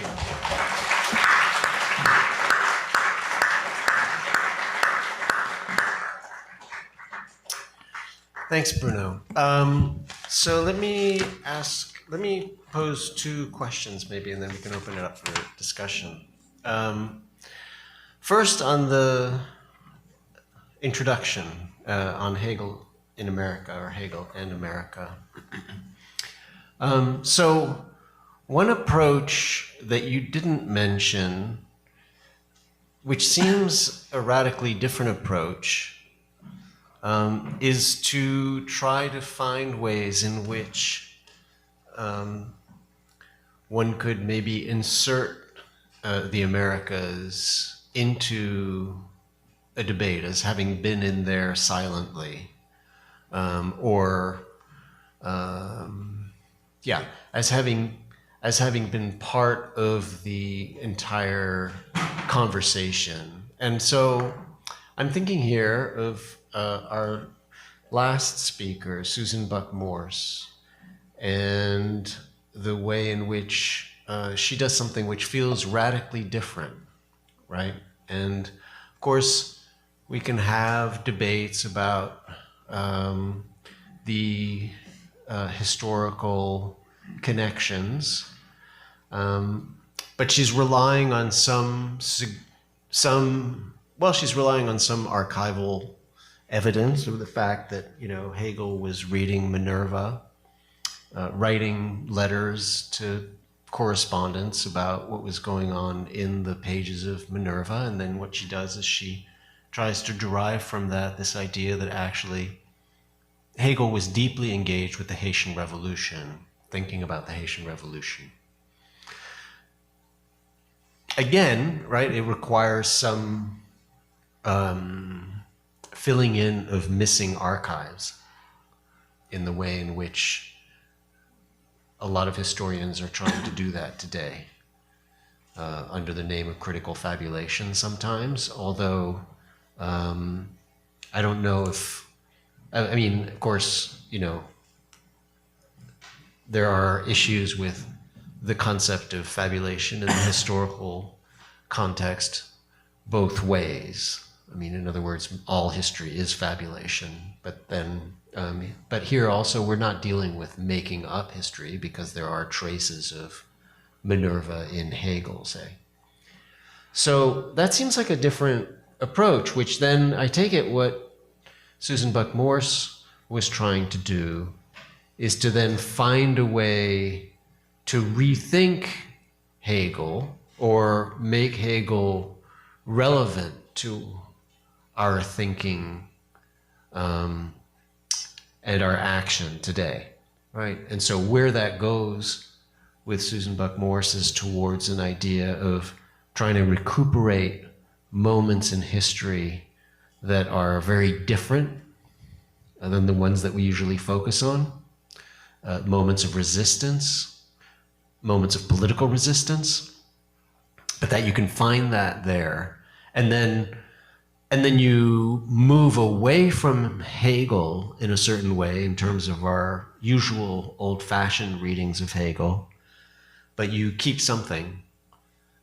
But you also bring in that case, the Americas, I take it, since the Haitian Revolution was all about the Americas. So that seems like a very different approach, and so you didn't address it in focusing instead on other thinkers and the absences of the Americas in Malabou, etc. I'm wondering about, here's one case where there's an interesting presence with it feels to me at least a productive cash out for what we could possibly do. I mean, a recuperation of a notion of universalism, whether you are in favor of that or not, hot debate, universal history, universal values. I can, we can have a whole 1313 on universality, etc. But it seems like it seems at least possibly productive. So I wanted to get your take on that in terms of the introduction in Hegel in America. And then on Badiou and scission and this division. What I'm struggling with is the political implications and how it helps us. And of course, that's what I'm always looking for. It's an inversion of Hegel. But my question is, how does it politically help us? So I spent a lot of time struggling with it in Théorie de la Contradiction, and also in Theory of the Subject. In part because it's so clear that what Badiou has in mind, drawing on Mao, but what Badiou has in mind is thinking about theory and practice through this, through the lens of scission, right? One of the places where, so Théorie de la Contradiction, where it really starts is with probably maybe the most important claim here is that the unity of practice and theory is actually a division of practice and theory. It's a unity of two things that are in contradiction, but that they are located ultimately within theory, or that it's theory in a way, theory is the A equals the unity of theory and practice. And he actually suggests that on page 6 of Theory of the Subject, because he uses theory and practice as one of his examples. This is the proof, so this is on page 6. This is the proof that in order to think anything at all, something no matter what, it must be split in two. What is the meaning of the something in itself and the something for the other? Pure identity and placed identity, the letter and the space in which it is marked, theory and practice. And there's a sense in which that actually, that really reminds me of what he's doing in Théorie de la Contradiction, which is to try to show that, the central point here seems to be relying actually on Hegel and on Lenin. And so this is in Théorie de la Contradiction at page 17, that there's an internal contradiction in theory itself, which is the unity of, or the conflict between theory and practice, and that that's what's so important to him, is that actually the unity of theory and practice is within theory, is within connaissance. And he says, that reflects the most profound and the truest enunciation in Hegel, which is the absolute idea, is the identity of practical idea and theoretical idea. And this, of course, was something that Lenin was very enthusiastic about, unity of the theoretical idea and the practical idea. This unity is precisely in the theory of knowledge, right? So it's very important that there's this, so the Hegelian dialectic and the overcoming is eliminated, replaced by this scission, the noyau of the peach, which, as you know, when you hit the noyau and it splits in your mouth, there's a very aigre taste, right? Because all of a sudden you've entered into the heart of the noyau. What's noyau? Kernel. Kernel. And inside it, it's actually very amer, right? But so where does that? I mean, this has got to be the most important piece, I think, for Badiou, at least in 1975, right? As a militant Maoist trying to teach intellectuals something to catch up with the avant-garde working class Maoists. And yet I need some help, okay? Because I've got decision, I understand, I see how it's placed, I see that it becomes part of theoretical knowledge. I understand that practice and knowledge are then twined, that it goes theory, it goes practice, theory, practice. But I'm trying to figure out how that can both operate at the level of political practice, what it tells us, and particularly what it could possibly tell us today. Now, I have a sense that the political implications for you have very much something to do with resisting the brute opposition between, the revolutionaries and the establishment, right? The administration, the administration of the institution.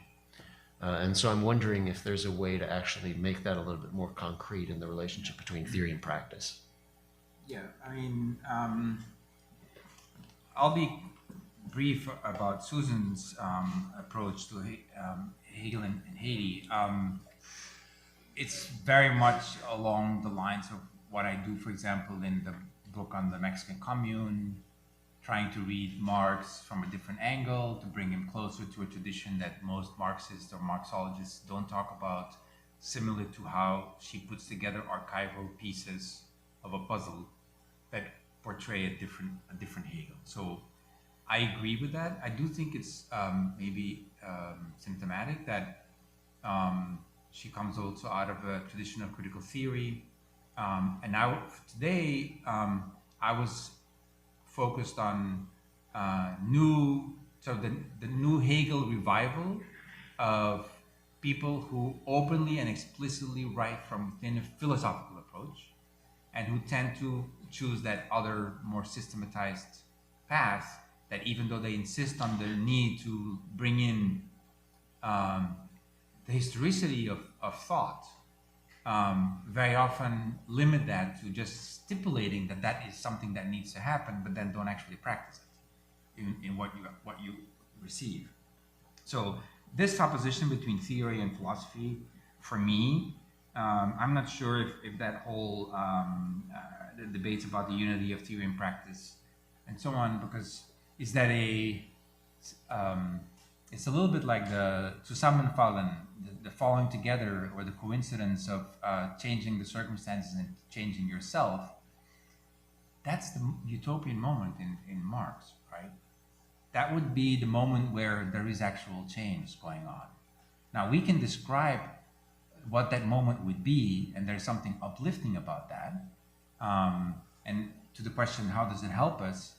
Well, I do think it helps us to realize that to perpetuate the inert opposition, which is actually not dialectical, between real extremes, this is Marx's term, like wirkliche Extreme, like to look at things that have no mediation between them, right? He gives this example when he's talking in his critique of Hegel about civil society and the state, and he says Hegel tries to sort of articulate the world of corporation, the state bureaucracy, and the state as an ethical idea. He actually never manages to provide us with a dialectical mediation. It always keeps falling apart.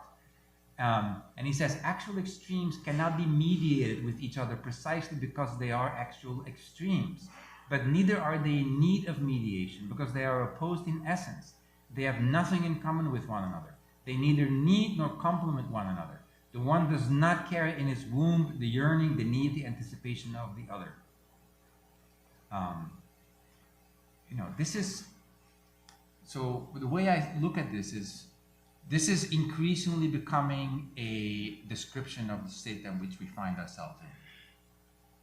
That kind of polarization in which there is no yearning to sort of cross over or to actually face the fact that we are also inscribed. If you go back to the picture of Cohn-Bendit, the idea would be, where's the cop that Cohn-Bendit carries inside him, and where's the free spirit that the cop might be carrying inside? And this is not just, can we all get along? This is about asking, what is the political structure of the opposition, and it is phrased in those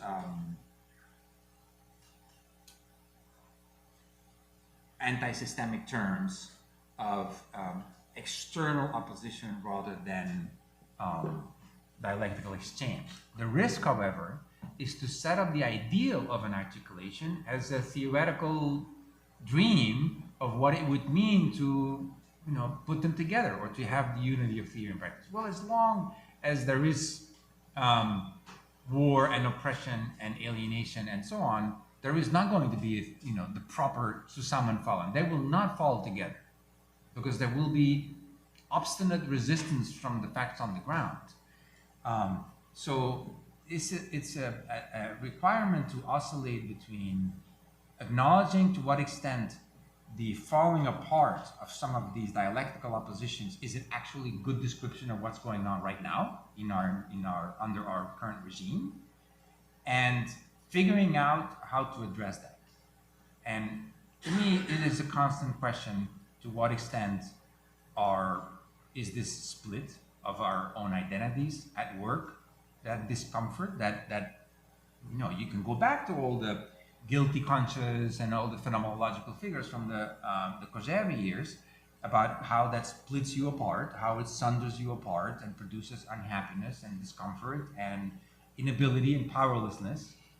But that's very different from the righteousness with which we can affirm our free-spirited distance from the big bad institution or the administrative state, which is now shared on both the left and the right in terms of anti-institutional thinking or libertarianism against institutions. And in that regard, there is something to be said for forms of embodied knowledge, including embodied in institutions, and that thinking happens in institutions, and that we are part of an institution at this very moment. And it is politically or rather, I would say, morally pleasing to situate oneself outside of that institution.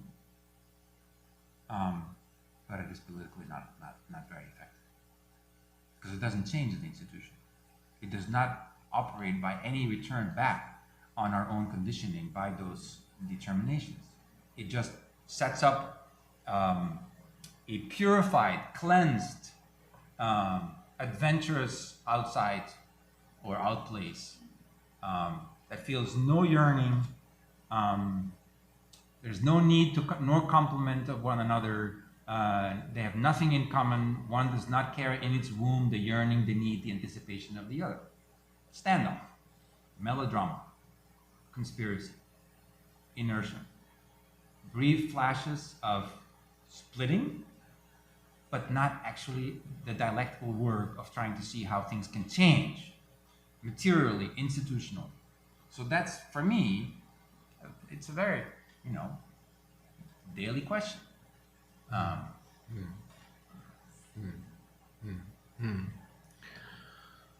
Okay, so let's pick up on this question of scission. You wanna get the mic, pass the mic down, Lena. Just pass the mic down a little bit. Yes. Make sure it's on. Just flip it towards you. Flip that thing towards you.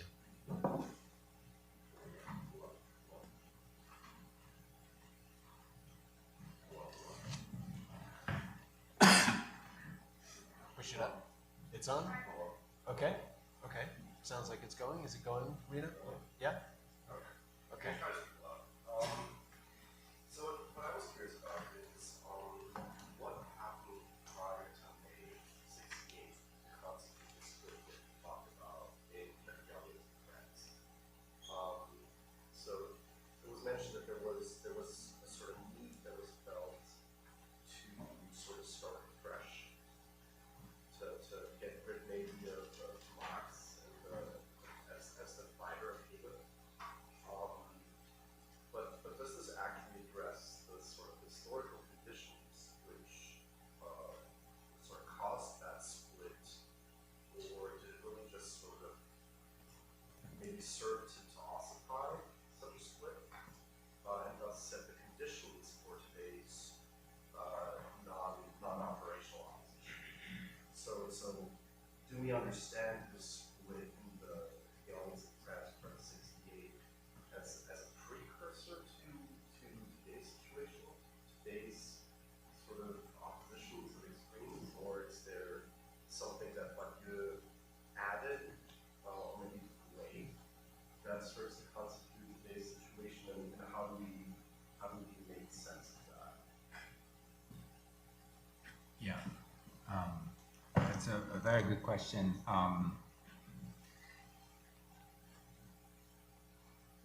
I think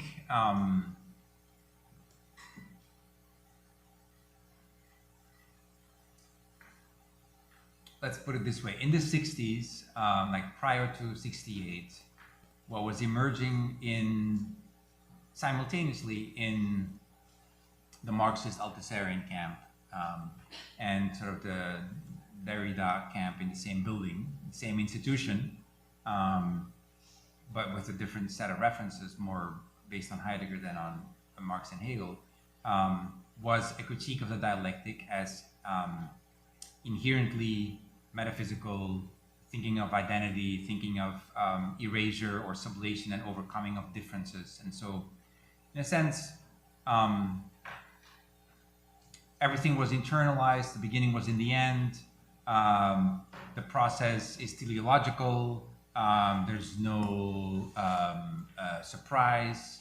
Hegel is unable to see coming a surprise or anything that would surprise him. But then gradually, as I mentioned, there's this footnote, and then in one of the interviews in Positions, Derrida sort of says, of course, you can also read Hegel differently, which will bring him very, very close to where I'm standing. So at the same time, in that school of thought, and I like to think just about schools of thought or patterns of thinking rather than proper names. And I was trying to see if we could do it today. It's nearly impossible, but I always tell also the students, I don't care about Badiou or, Bernard. It's about processes, right? And forms of thinking. But they were beginning to sort of revitalize. I mean, Bernard used the expression rethink or make Hegel relevant today. I think Malabou uses the literal expression of a facelift. Like you give Hegel a facelift. To making suddenly now a thinker of finitude, plasticity, difference, self-sundering, and Slavoj Žižek participates in this, Rebecca Comey. I mean, sort of the list goes on of thinkers who, against the commonsensical Hegelianism of sort of the pan-logic, all-absorbing machine that leaves no room for contingency, for struggle, for true struggle, now suddenly insist he's a finite thinker, he's thinking of plasticity, he's thinking of self-differentiation. Sublation can also be understood as a form of deconstruction. And then you get this, this goes on in Glas, it goes on in Jean-Luc Nancy's The Restlessness of the Negative, it goes on in his La Remarque Spéculative, which is the elaboration of that footnote in Derrida's paper, presented to Derrida's seminar to sort of explain, look, Hegel is the least teleological thinker you can think of.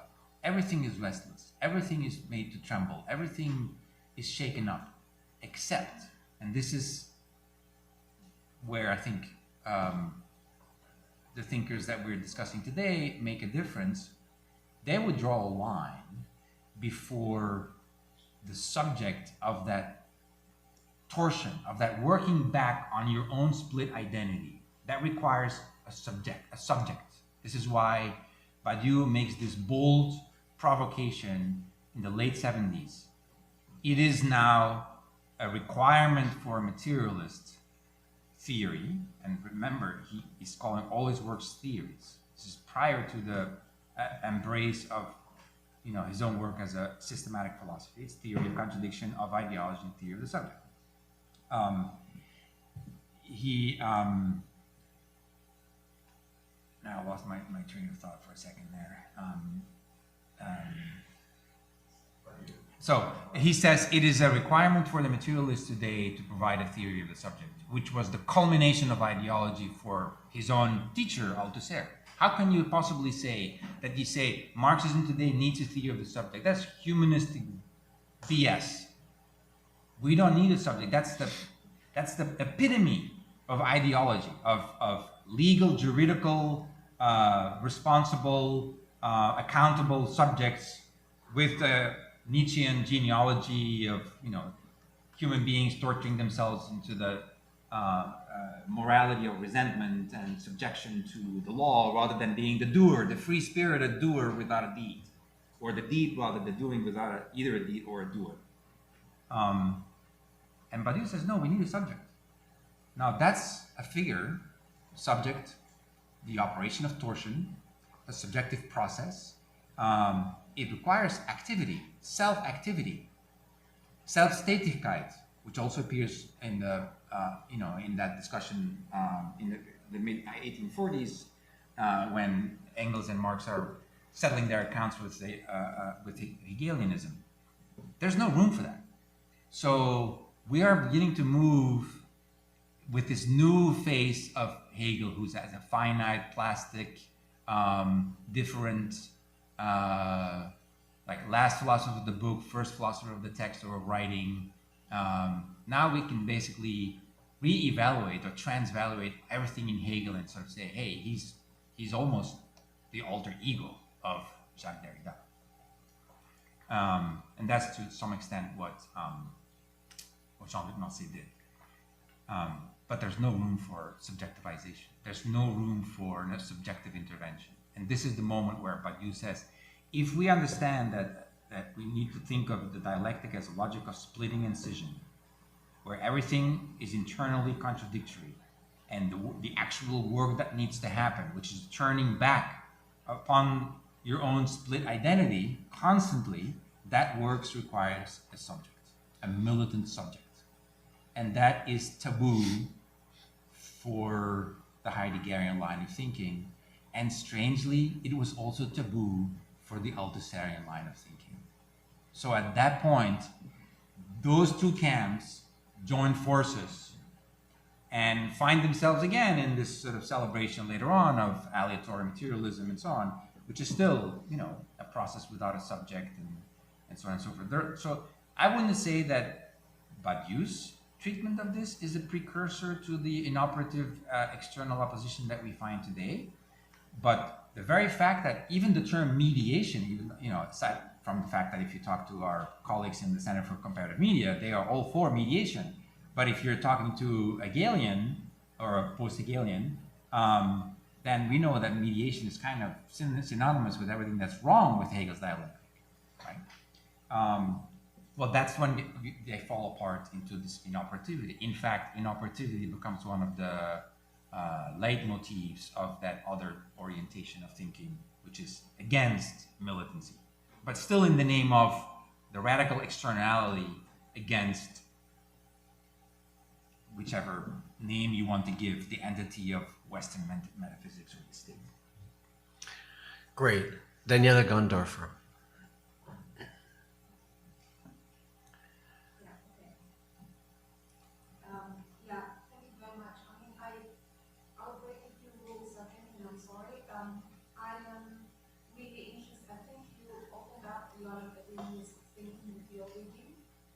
And I was especially interested in your whole framing, so basically the the method and why Hegel and why not in the Americas and the situativeness in Europe and so on and so forth. I think this is very interesting. And I want to, because it's a kind of an alchemical mixture of a question, because I've been thinking through fully, I'll start with the end, and the end would be, do we need language as the main form of, or main power of sense making, and is this something that we in institutions, especially knowledge institutions, are holding on to no need? Now let me quickly go back why. I think a couple of times you pointed us to the connection of territory, almost Schmidt, Lang, and I think there's also something missing, which is language, and I think this was that, because I think that the colonizer brings is language. And all the philosophers, so Hegel, Marx, but most of the ones you cited before, they all lived, most of them lived after the Estonian world order was established. So you had institutions, not like now, you had a centralized state, you had language. When Hegel wrote, the German philosophy was big, and the whole idea was that you can think philosophy to a German and to use the German language to a degree that is simply more sophisticated than anything else. So I think there's a point about the connection between land and language at that time. Schmidt also, when he talked about when he talked about land, he got very nervous that the airspace and the sea space opened up because he couldn't draw lines in the sea and in the air. And then obviously it's back for the position of the German right. So I think there's a lot that goes together here, and the reason why I'm bringing this up is when we talk about the unity of theory and practice, I think there's still, especially when we talk about literature or philosophy at the university, the idea that we need to analyze with and through language, and what we need to produce through or resistance or our praxis is concepts that are representational and other concepts. And when you say that thinking is, we think in an institution that's important, then what I wonder is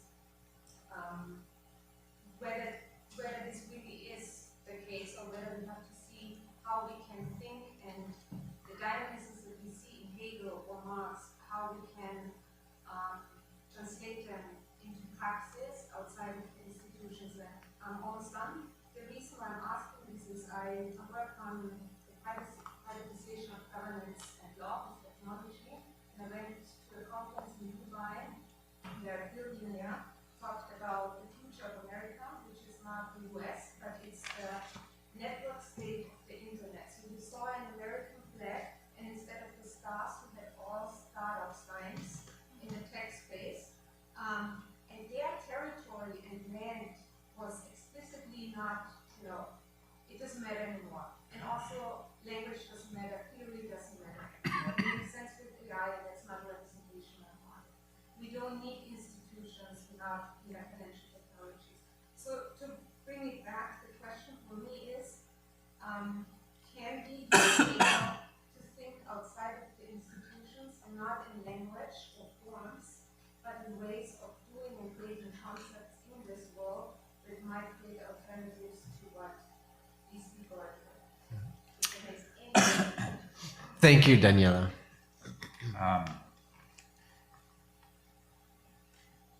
Well, it would be a perform of contradiction and an irony to say, yes, let's think, being in an institution, let's think about forms of thinking that are situated outside language and an institution. I can see many of your points. I would just like to say that while we may increasingly become obsolescent, right now the thinking and the knowledge or the theorization and so on, which is not just philosophical, as I think I explained, but can cover many registers and practices and institutions. But I still think it cannot happen outside institutions. of some kind.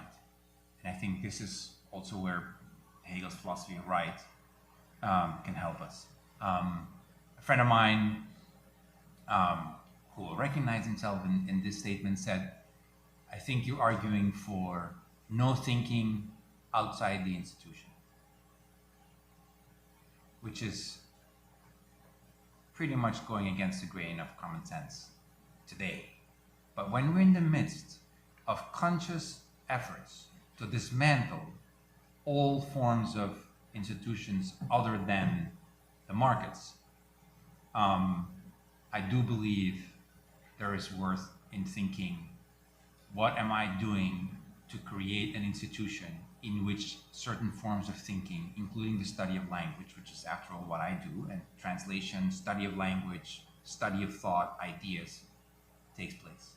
It can be in music, it can be in nonverbal or non-linguistic, cartographic, diagrammatic, musical expressions. To me, it's still, those are forms of the real that are embodied and embedded in some institutional framework or frameworks in the plural, without which it's an illusion, I think, to believe that one can do anything. I don't know where that space is. The famous inside-outside the teaching machine, especially when one says that within a university. All right. So we're out of time, but we're going to take 3 more questions anyway, because whatever. And you're all invited afterwards. We're going to go to the pub, so we'll continue the conversation. But I saw, and I'm sorry, we're just going to take the ones that I saw first, which was Lena, Aaron, and Hassan, and I think that maybe we should take all 3 because. Yeah, because we're over time already. So let's take all 3, then we'll allow you to give some concluding thoughts, and then we'll all go continue the discussion at the pub.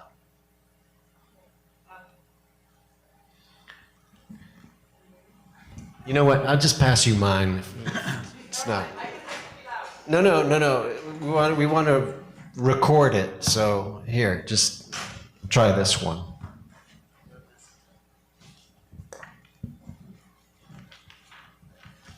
Okay, thank you so much for giving up your microphone. I'll be quick then, since we don't have much time. I was just wondering, so thank you so much for the talk. This was very rich. And I wanted to go back to the very first quote that you gave us, the Zambrano one, where you were like, to be is to be intelligible.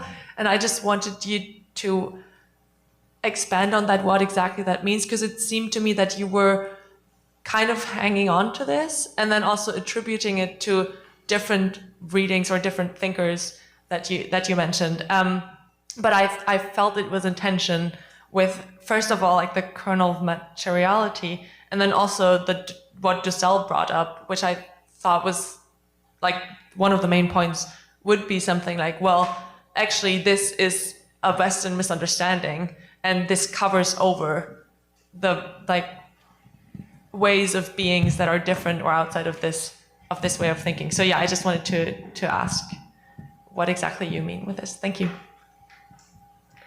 Thanks, Lena, and thanks, Professor Bosteels. I wanted to come back to the question that was kind of posed by Kay about 1968, and specifically the question of the subject, or really of spontaneity, which I think is what was being brought up, right? Is there room for spontaneity? And this reminded me of both the message from the Sorbonne, the Cohn-Bendit brothers, but also Rudi Dutschke, the idea that there was a sort of necessary, spontaneous corrective to the organizational forms inherited from the past, and especially the party, right, which seemed to be in some way integrated into capital. And obviously a lot of the interest in the Cultural Revolution is the call to bomb the party headquarters, right, that the Cultural Revolution is the people going and bombing the party headquarters. But then in 1977, after 76 and the fall of the Gang of Four, right, retrospectively, it can look like bombing the party headquarters actually just paved the way for the renewal of capitalism, not just in China, but all around the world, right, under Deng Xiaoping and others. And it seems as though the question of like the subject is being posed in this context. And so I was wondering if you could speak maybe to like, was there some sort of potential to overcome like the seeming opposition between organization and spontaneity? In one of the sections from the theory of the subject that was assigned, right, he discusses Marxism, Leninism as Christianism, Paulism, which I assume is some sort of reference to Gramsci. And he says that victorious Leninism articulates a new subject. I wonder like how much that can be taken for granted or what it means. Like, is there a subject? Is the theory of the subject a demand to theorize an existing subject, or is it a demand to constitute a subject? And I was going to say something about this, but actually I think I should. The quote from the Grundrisse about capital, right? And that how when capital becomes capital, it has to create, once again for itself, its own conditions of possibility, which then appeared to be the result of capital as opposed to actually precursors, which did not necessarily have to result in capital. And he has in mind there, for instance, the market, right? Free labor, bourgeois social relations. And I wonder too about this identification of capital with the market, as in, aren't we falling prey to, right, the way in which capital appears to create its own conditions and in fact has to, and thus naturalizes those conditions. And isn't part of the point also, I mean, definitely for Badiou and for these thinkers of 68, that this seems to be happening to revolutionary practice, right? That the revolutionary tradition, which is supposed to oppose capital, instead of being, the coming together of human action and change, which transforms the world, is actually the adaptation of human action to change, which is already happening. And so the revolutionary tradition appears to simply recreate the conditions of possibility for capital and to itself become, right, posited as the result of capital, and that this happened to the Marxist 20th century, but then also in a different way to the spontaneous new movements of the 60s, right? The new social movements, but also, the turn to the people in the Cultural Revolution. Okay, I hope that wasn't too much, sorry.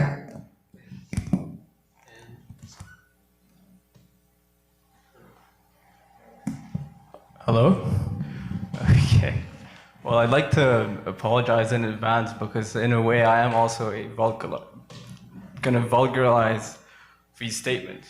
But I found this seminar quite fitting, especially that photo.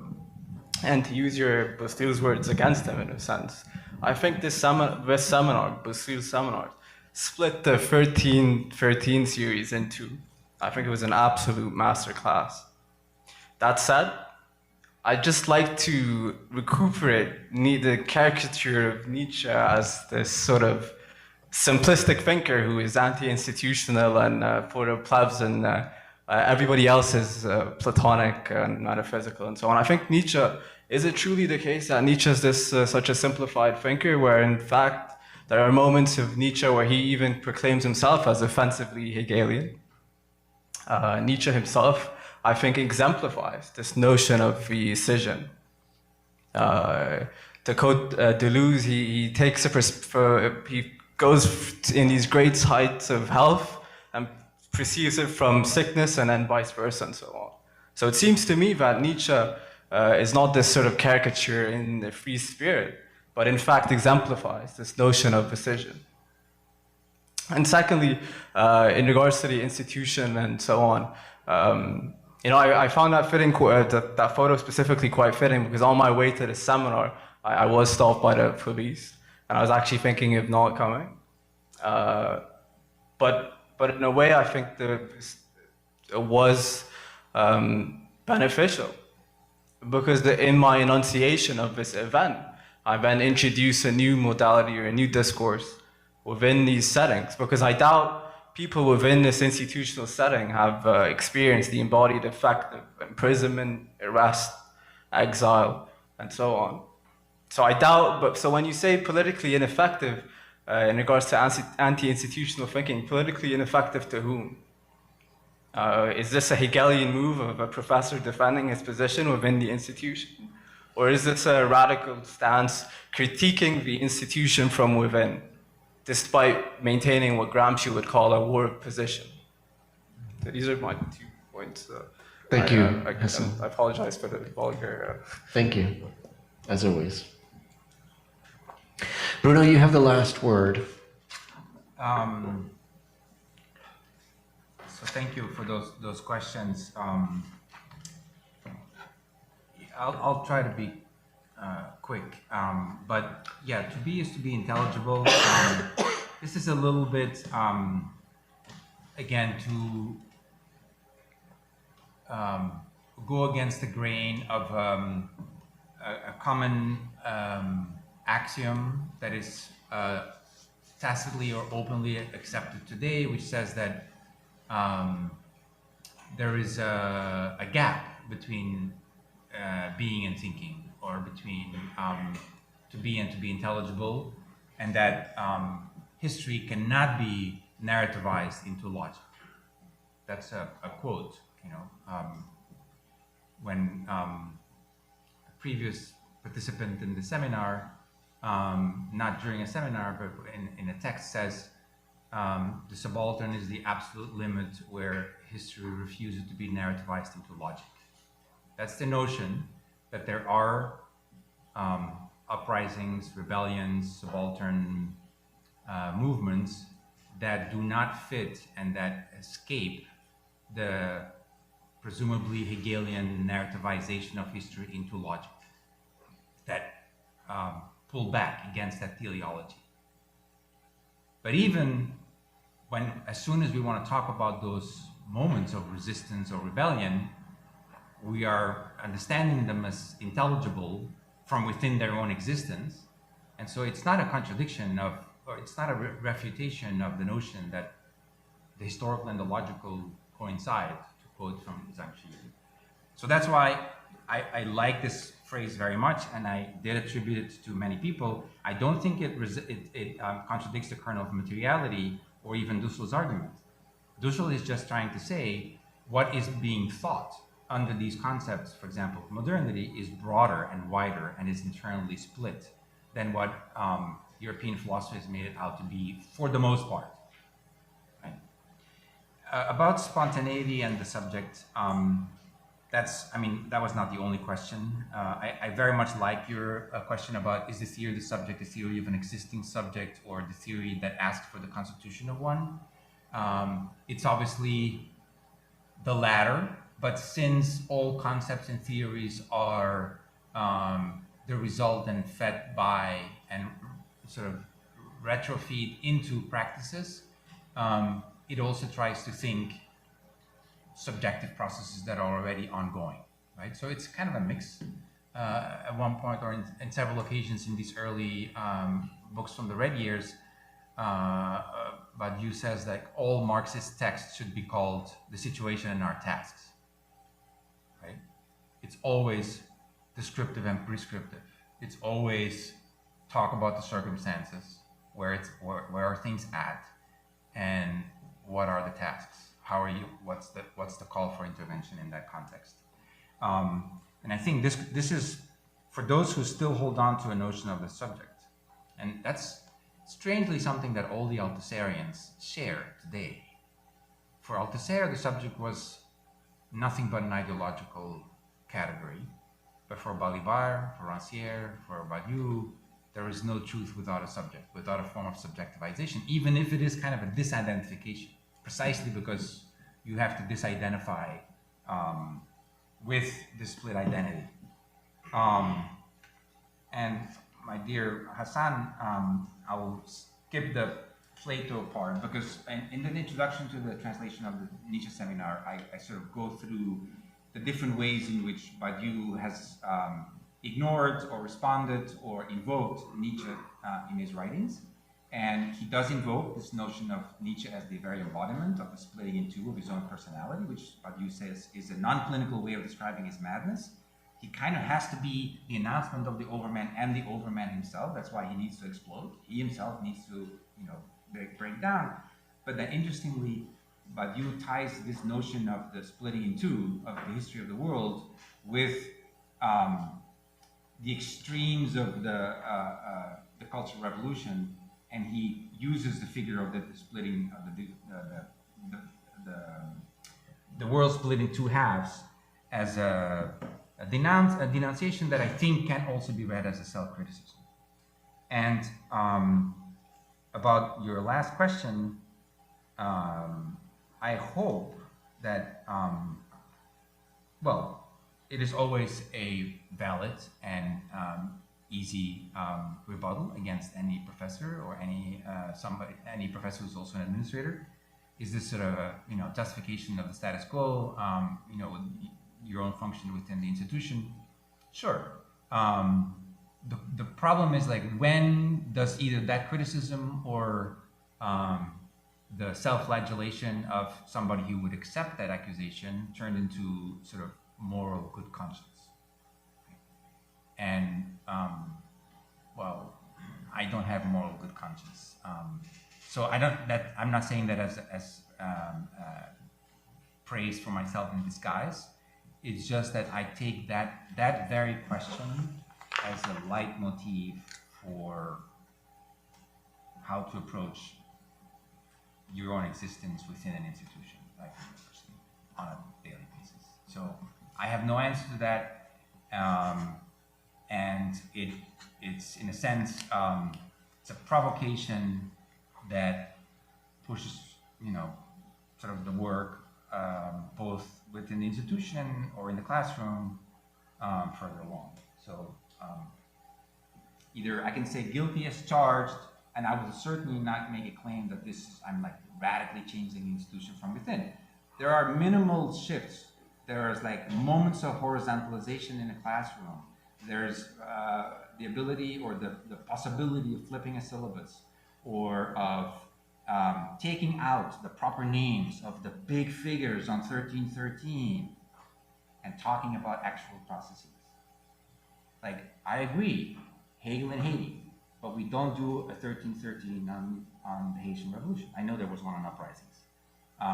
But, we're all on the slippery slope where it's kind of easier to imagine if we have a home, we have a figure to refer to with a proper name, with an established, I don't know how many volumes of the complete works, still being edited and translated.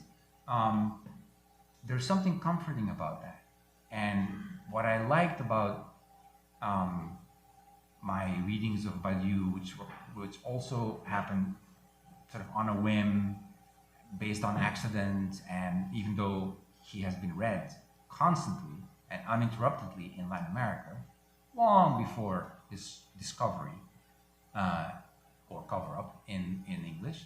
But what I like about a book like Theory of the Subject, for example, it is absolute chaos. This work on language, and as a translator, to sort of be immersed in that movement of all these building blocks that really don't fit together. It's not a philosophical system. You go from Mallarmé's poems to Hölderlin's theory of tragedy, from Marx and Mao to Hegel, to Lacan, to the theory of emotions like courage and justice and terror and superego injunction, all supposedly to answer the crisis that the left experiences in post-1968 France. It's sort of like, do with it what you want, right? And that's probably true too for many of Hegel's books, which are also based on seminar, especially the lecture on the philosophy of world history, and notes from people in the audience. So it's kind of a toolbox, and that's all that I wanted to bring out. That I am struggling with that ourselves. We are seeing how institutions of higher education are consciously and strategically being dismantled, not only from outside, but also from within. And what to do about that?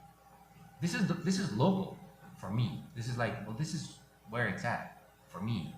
And there's other circles that overlap or not with the level of, or the circle of the institution or the university. So I don't have an answer to that, and I don't want to have an answer to that. It's more, I'll go back to the first quote if you don't study the negative stuff, you won't be able to refute it. Right? So yeah, you have to study the negative stuff, including the negative stuff that we carry with us on a daily basis and that we pretend to be not there. So I'll leave it there. All right, and yeah, I mean, I suppose the only thing I would add is I don't know if it fits under your microphone. yeah, okay, all right, yeah, yeah.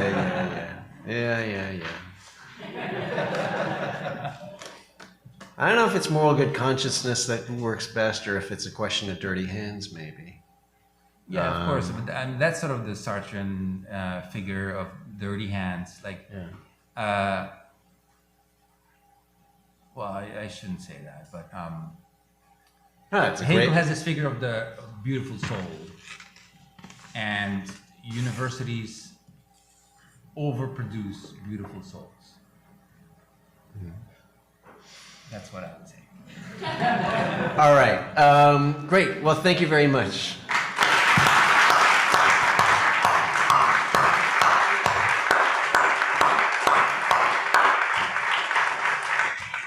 So please join us. Please join us at the pub for a end of semester gathering. There will be one Hegel 1313 in Paris on June 2nd with Etienne Balibar. And then next year, at the beginning of the year, September 17th, I believe it is, Homi Baba will be joining us. All right, thanks.